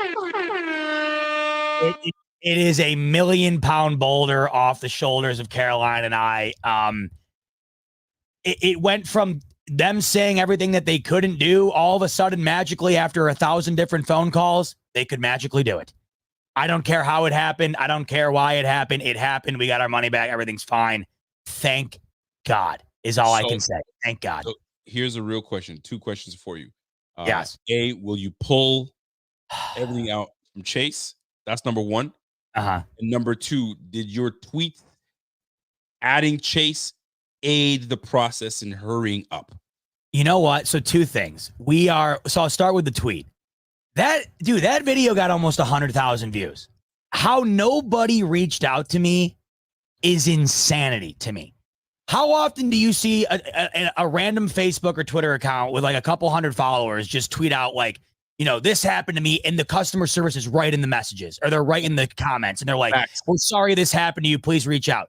Facts. I had 100,000 views on that video with like 100 comments, 400 likes, hundreds of retweets. Nothing. I even had someone comment saying, "I've seen people get messages back on nothing compared to this. I cannot believe no one said anything to you." I couldn't either. So no, it didn't do jack. Wow. Which I couldn't believe at least someone like Twitter account didn't text me or something, right? Now, your other question. We were debating that, but we're wondering, we already went through it with them. We already have all of our documents with them. It's probably less likely to happen with them again. What if we yank our money, go to another bank, and then this happens again with some other bank? And you have no history with the other bank too. Right. History means everything. Bingo. We would just be going there. So I think we're leaning towards leaving it, which sucks because I feel like I'm kind of going against my morals here, but I want to do what's best for us. I think that might be what's best for us. So listen, also you're a Bills fan. You know loyalty. You're not just gonna switch all over the place, right? If you're staying with Chase, you've done me wrong. You know what I mean? But I'm still gonna put the umbrella over you because that's where I'm gonna keep my money. And you guys already know me. All right. I'll tell you what, though. I wish they'd send us like a gift card to do some dinner or something, man. Like that, the apology wasn't really good enough in this scenario for me. I would have loved a little, maybe a basket, like a 1-800-Flowers or some shit. Sure. I don't know. See, that's where Jenna would have came in and said, "Well, hold on. You put us through some turmoil here. There was a lot of stress on this end. What are you guys gonna do on your end, right?" And that's where we would have got some. But I mean, listen, you learn, you live, and you learn. We'll be better. You do. That's the key. That's the key. Yeah, that is the key. Well, listen, folks. Bills win. We take it 30-27 with a 61-yard blast from Tyler Bass, and gets us the dub. The Bills are now 7-2. I gotta hit the NFL.com website just to kind of see where we're at when it comes to playoff implications. Speaking of the league right now, Philly could be could potentially blow this game to the Jags. To the Jaguars. Yes, 2-minute drill, pass interference, Philadelphia, drive continues, and this is, once again, folks, laundry. How many examples do you need? So Trevor Lawrence just got bailed out. Philly has made 3 or 4 of the most insane plays I've ever seen in this game, and they could lose to Jacksonville here in the 2-minute warning. Oh, and how about Seattle, Rico? They're losing 20-13 to the Rams. They block the Rams punt. They get the ball on the Rams 10. Gino immediately throws a pick. Oh, golly. Listen, all right, I benched CJ Stroud in the last second for Rams quarterback Matthew Stafford. Thank goodness I did that. My gosh. Oh my God, dude. CJ Stroud was so bad on Thursday. Listen, brother was running for his life. I'll tell you this, right? So, folks, right now, as of right this second, number 1 Chiefs, Number 2, Bills. Steelers 3. Texans 4. Ravens 5. And we got Chargers 6 and Broncos 7. Until Broncos tonight, we'll find out what takes place with the Colts. Did the Bengals win today? I think the Bengals won today. Yeah, Joe Burrow had 5 TDs. Golly, go ahead, Joe Burrow. And the Jets are alive with 27% chance. The Dolphins dropped to 3%, so they're out. They're done. 6%, 8%. I mean, listen, I can go down the list and it's over with. So right now, 33% Bengals and 36% if they win 50% for the Colts if they win tonight. So right now, Broncos are the 7th seed. So if this remains the same, the Bills will be facing Bo Nix and the Denver Broncos. Hey, we'll take it. Denver's got a good D, but Baltimore put up a 40 spot on them today. Yeah, well, Baltimore had listen, we lost to the Browns last week. We ain't doing it again. And that was my upset pick for the week, by the way. How about the Browns? They reverted back to what they were 2 weeks ago today. They got their ass rolled by the Chargers, who can't like score on anybody. So, oh my God, Trevor Lawrence pick. They were on the 15, could have won it, picked off. If that's not the most overrated quarterback in this game, you want to talk about overrated? I know Trevor I know. freaking Lawrence, and I don't want to hear it that you don't got the weapons. They helped you. I mean, I think BTJ still hurt, or I think he's on IR for now. I can't remember. Yeah, it doesn't matter. You're the franchise. Make it happen. Make it freaking happen. Golly, man. Where do you think the Dolphins go from here? Nowhere. They go home. I'll tell you. Tyler Marshall. They're done for the day. They're done for the year. Cancun, that's where they're going. That's right. Cancun, man. Go fishing, do whatever, go sightseeing, get on the catamaran, do what you got to do, brothers. It's done. You're done. You're finito. Pack those bags. Pistol Pete says, yo, bot, the Jameson Black Label, ooh, good, man, is the way to go. He ain't wrong. If you haven't tried it, give it a shot. Pun intended. Yo, Pistol Pete, he knows what's up, man. That Black Label, I have had it. It's phenomenal. I also am a big fan of the Jameson Cold Brew. That is lethal. It is Jameson and coffee mix, and it's crazy good. See, I'm not a coffee guy, so minus the cold brew. I am. Give me that Jameson, bro. Pierre comes in. Yo, the big game, Gabe Davis. Did they target Gabe Davis and it got picked off? Is that what it was? I don't know who he was targeting, but that thing was targeted towards the Philly D. The way I saw it. That was brutal. Most overrated quarterback in the game. Thank goodness we have Josh Allen. The things that, it's funny. I saw a post came up the other day that said the worst quarterback in NFL history, and they had the nerve to disrespect my guy, Nate Peterman, and they put a picture of Nate Peterman up. And then it got me thinking, Nate Peterman started over Josh Allen for a little bit, and the time it took for Josh to kind of get acclimated with the game and sit on the bench for a little bit until he took over eventually, but it was just good for him to just kind of take over and sit and chill. They got all these young quarterbacks getting benched left, right, center. It's absolutely unbelievable when I see all these things happening, right? The Panthers won today. Go figure. What a game that was. But you got to let these young quarterbacks get it and let them learn. And Josh was able to learn. He didn't get thrusted right off in the bat. But I bring that point up is because, like, you see all these quarterbacks are having a hard time, bro. Golly, it's crazy. Crazy, man. Signified notes. Speaking of crazy, Signified. It's this. What are we doing here? Lamar is way overrated. He has he's more overrated than Trevor Lawrence. With a passer rating than he has a playoff wins. He's one of the few QBs with 2 MVPs, one of which is the worst MVP ever, but he has 2 playoff wins. Bro. Yeah, I'm not disagreeing with any of that, but there's no way he's more overrated than Trevor Lawrence, man. Trevor Lawrence is way overrated. Way overrated. I don't want to hear nothing about that. There's no question about Trevor Lawrence, and I don't even know if it's overrated. It's more so than it was. The hype was so high that he hasn't been able to hit it. And it really doesn't make sense, man. They got guys. Well, you're crazy. Walter, you son of a gun. Peterman's taught Allen everything he knows, and thankfully Allen forgot it all. Listen, man, there's a bit of things that he learned that game. All right, there's a bit of things.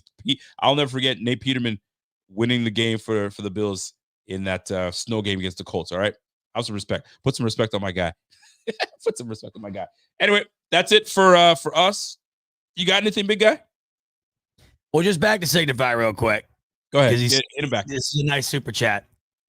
I agree with you about the MVP thing with Lamar. I think it's ridiculous. But is overrated to me. I don't know if he's overrated. He's still one of the best players in football. Trevor Lawrence isn't. Replied to that. This is what he's replied to at the bottom here. I mean, Trevor Lawrence was supposed to be the greatest prospect in NFL history, or on a short list of one of them. Yep. So it wasn't that they're screaming he's a good QB now, because it hasn't been that. And they paid him a second contract, and he's done nothing to earn that. He has one playoff win from a Brandon Staley collapse by the LA Chargers. It's all they have to show for his career. Now, I don't know if they've done, I mean, the hiring of Urban Meyer was ridiculous. They wasted a year with him. I don't know what's going on over there, though. That's a solid team to me on paper. How they have 2 wins, I don't know. I don't get it. Maybe they should fire the coach. What do you think? Oh, Doug Peterson's gone. I mean, he's gone. They should bring in McCarthy once McCarthy's gone. What do you think about that? No, I would never hire Mike McCarthy. I would want Mike Vrabel. It would go for me. It would go Vrabel. And then it depends on what your views are on Belichick and Pete Carroll, and that's that whole thing. Ooh, Belichick to Jaguars. I don't like that one. I don't think he'd do it. I think that's a bridge beneath Belichick. Unfortunately, I'd be very interested to see where Belichick goes. I'll be very interested to see where he goes. It'll be interesting for sure. I think I think Philly should ball up and fire Sirianni and hire Belichick. I think they would be an absolute unit if Belichick was coaching that team. It'd be fun. It'd be fun. We'll see how it goes. Ben Johnson's going to be a name that everybody's going to want to be interested next year. So yeah, he'll be up for gigs. I don't know if I'm taking a crap gig if I'm him though. He already passed last year on a job. I don't know who's beating Detroit in the NFC right now. They're going to the Super Bowl to me. Settle down. Sorry. I'm not buying. I mean, listen, the Detroit's good, but I know who their quarterback is. And he's had guys had a perfect passer rating like half the games this year. He had another one today. I know what they have in Jared Goff, and I know sometimes he can be inconsistent as shit. So I love what Detroit's doing. I love. All right, who's beating him in the NFC right now? In the NFC, if I were to say there's a team that can go toe to toe with the Detroit Lions, why can't Philly? Why can't Philly touch these guys? I don't trust Philly. Or Washington Commanders. Why can't Washington? They got an offense. They can go to toe. You're going to take a rookie quarterback and a new head coach in Washington. They're 7-2. That won 4 games last year, and you think you're going to take them to go to the Super Bowl over the Lions? They're 7-2. What are we talking about here? They're 7-2. Yes. One of the games was a Hail Mary. One of the games, the Giants kicker got hurt, and they couldn't kick the game-winning field goal that they were in range for, and they lost. I'm not taking anything away from Washington. I've loved watching them. But, dude, they're not Detroit. Come on. Hold on. So, Detroit beat the Rams. They beat the Bucks. They beat Cardinals, Seahawks, Cowboys. Look at how they're beating them, too. Look at how they're beating them. That was a close one between the Vikings, 39-21, and then they beat down the Titans. Then they have the Packers, Texans, Jaguars, Colts. And, I mean, listen.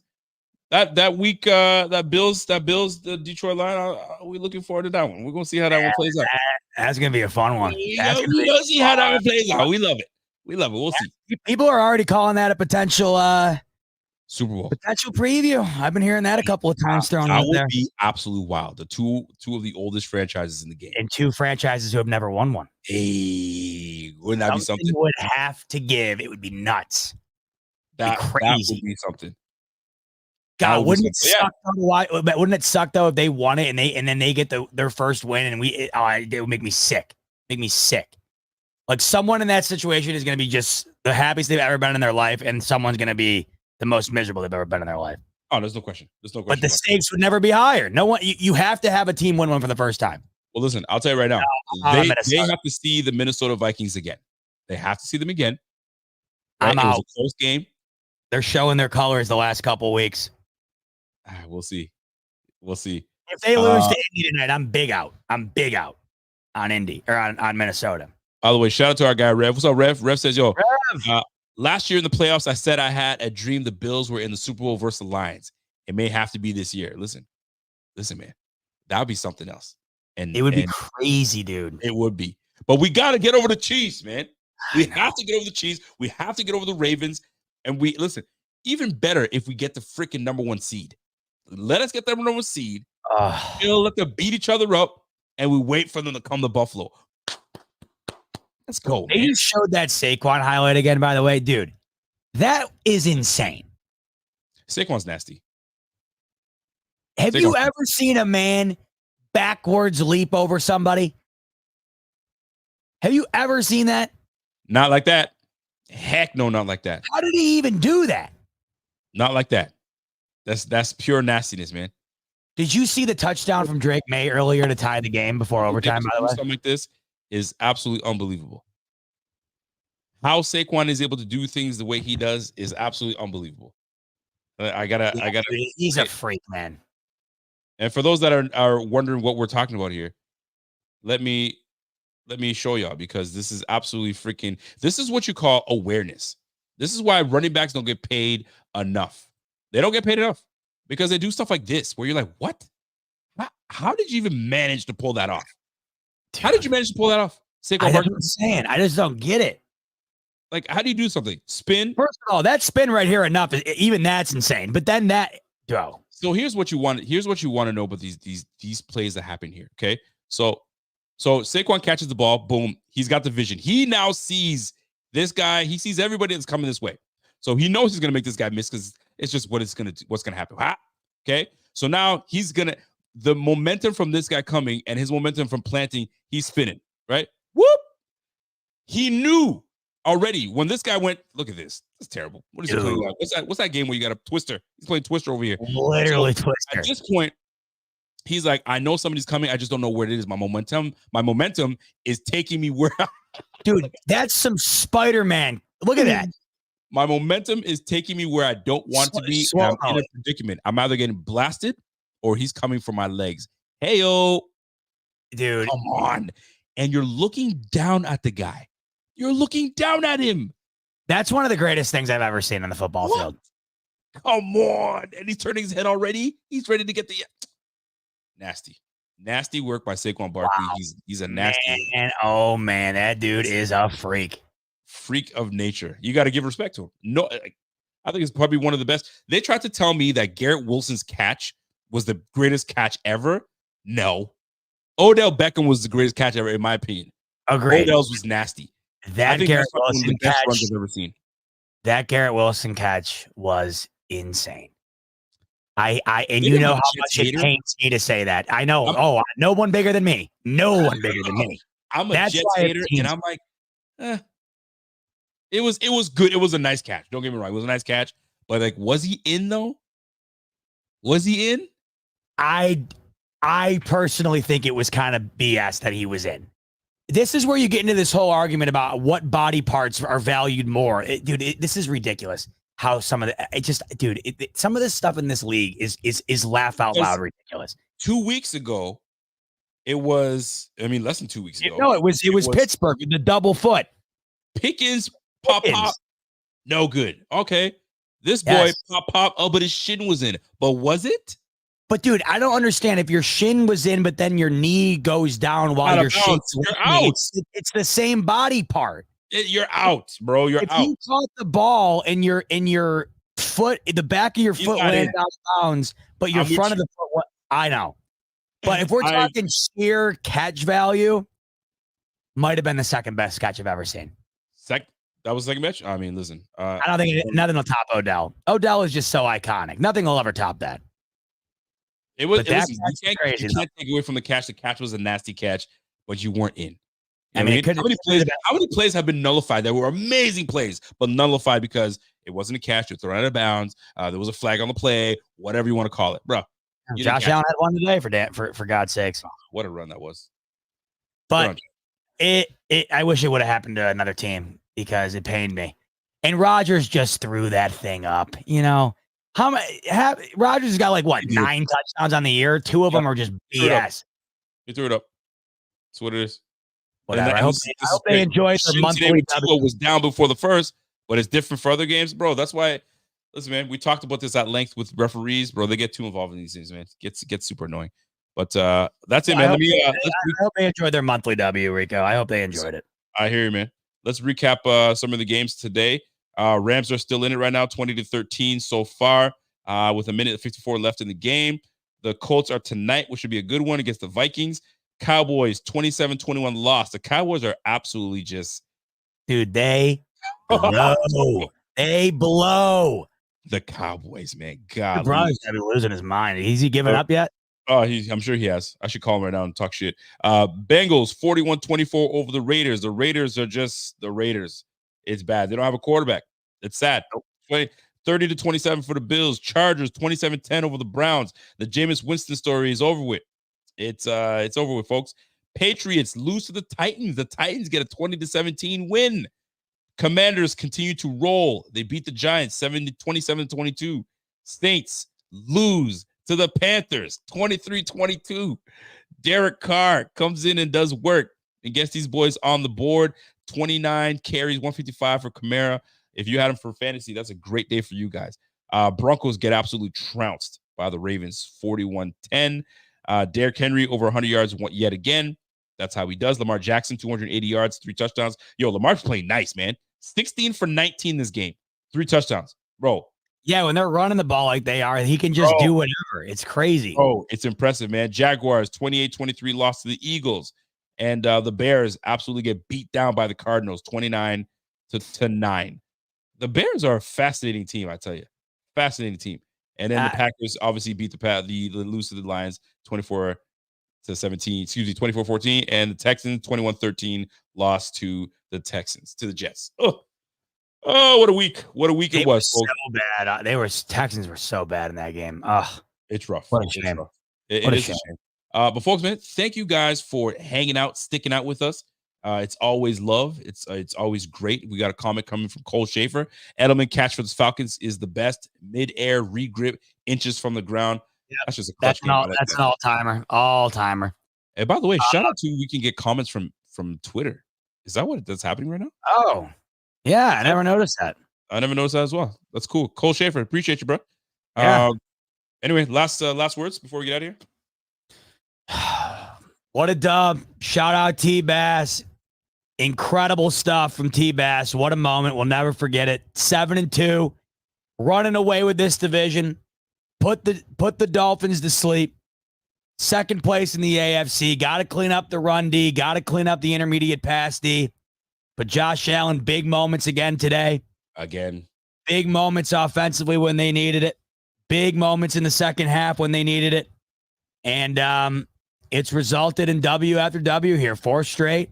3 straight with 30+. 6 out of 9 with 30+. This offense is racking them up. And I'm loving it. And it's on to old man Joe and Indy. Listen, man, and listen, I gotta say it again. We gotta tap in to the youth of this team and get the maximize as much as we can from your Ray Davises, your Dorian Williams, the young guys on the squad, right? That's the future of the squad. And they're starting to show themselves. Bernard is an absolute stud. And wait till we absolutely get healthy and we're all on the same page. It's going to be nasty work. So I can't wait. So if you guys appreciate the show, by the way, do us a favor. Smash that like. If you haven't smashed that like, dude, smash it now. Hit it for God's sake. Channel. If you haven't subscribed to the channel, guys, analytics are telling us we have 51% new viewers watching this show. We love that. So if you have Bills fans that don't know about us, yo, tell them, yo, this is the show to be on. Come through. We got all of it for you, man. We talking about how we getting old. We talking about sending stuff back to the kitchen and get that recooked. And then we talk about how the Bills keep getting these dubs. The Bills being 7-2, we're doing it. And we're on to little dash of this, little dash of that. Tell everyone, for God's sakes. For God's sakes, say something. Speak up. Say something. That's how we roll. Yeah. That's how we roll. We're on the road. We're on the road into Indy. So we're going to take the show on in the dome, baby, in the dome. And I can't wait to see my man Seth's in his Colts video today. Do you know Seth? I'm not sure who Seth is. All right, before we round out, let me show you my man Seth. So my man Seth, he makes a custom anthem for the Colts every week. He makes a custom hype song every week. And I've been waiting to see what he's going to whip up for the Bills. I'm going to show you what he whipped up for the team the Bills whipped today. The Dolphins. No, it's absolute heat. My man Seth cannot miss. He is a banger factory. Wow. Well, I cannot wait to see what he cooks up for our Bills. Here is Seth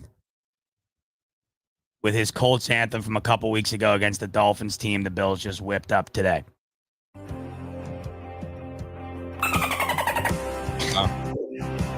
This is our Colts. This is our team. We bleed blue. This is our Colts. Whether win or lose, we love them. Did you give him to beat the Dolphins. They're useless on dry line. This is our team. Go Colts! He hit that note though. That's a neigh. That's a horse's neigh at the end. Oh, it's a neigh. Yeah. He hit that hope when he said, "This is our Colts. This is our team." I sing it in the shower like you wouldn't believe. I sing that is stuck in my head nonstop. What's his name? What's his name? Seth? Seth. He's a legend, and I can't wait to see what he cooks up for the Bills game this week. Yo, let me tell you something. When we take down the Colts, man, F Seth. That's what I'm gonna say. Seth's not gonna be happy. Colts. This is our. I'm gonna remix that bitch. Seth, you hear me? Or Seth. I'm trying to ruin Seth's Sunday next week. We're gonna ruin that. We're gonna make an AI version of that shit. And be like, yo, send that to Seth. Maybe we could drop a banger of our own. Put it out, compete with Seth. But he's got the market corner right now, unfortunately. There you go. All right, good for him. All right, hey, sheesh. That's 3 hours in the books, folks. We're gonna call it W for your Buffalo Bills, and we enjoy talking about with you on the BF postgame show. Over 1,500 of you live with us throughout the duration. We enjoyed every minute hanging out with you, talking about a epic W, 37-20. Bills get it done off the leg of Tyler Bass, 61 yards out. It was epic. It was non-forgettable. And the Bills are 7-2, remaining atop the AFC East with a Grand Canyon margin. Second place in the AFC. Awesome stuff.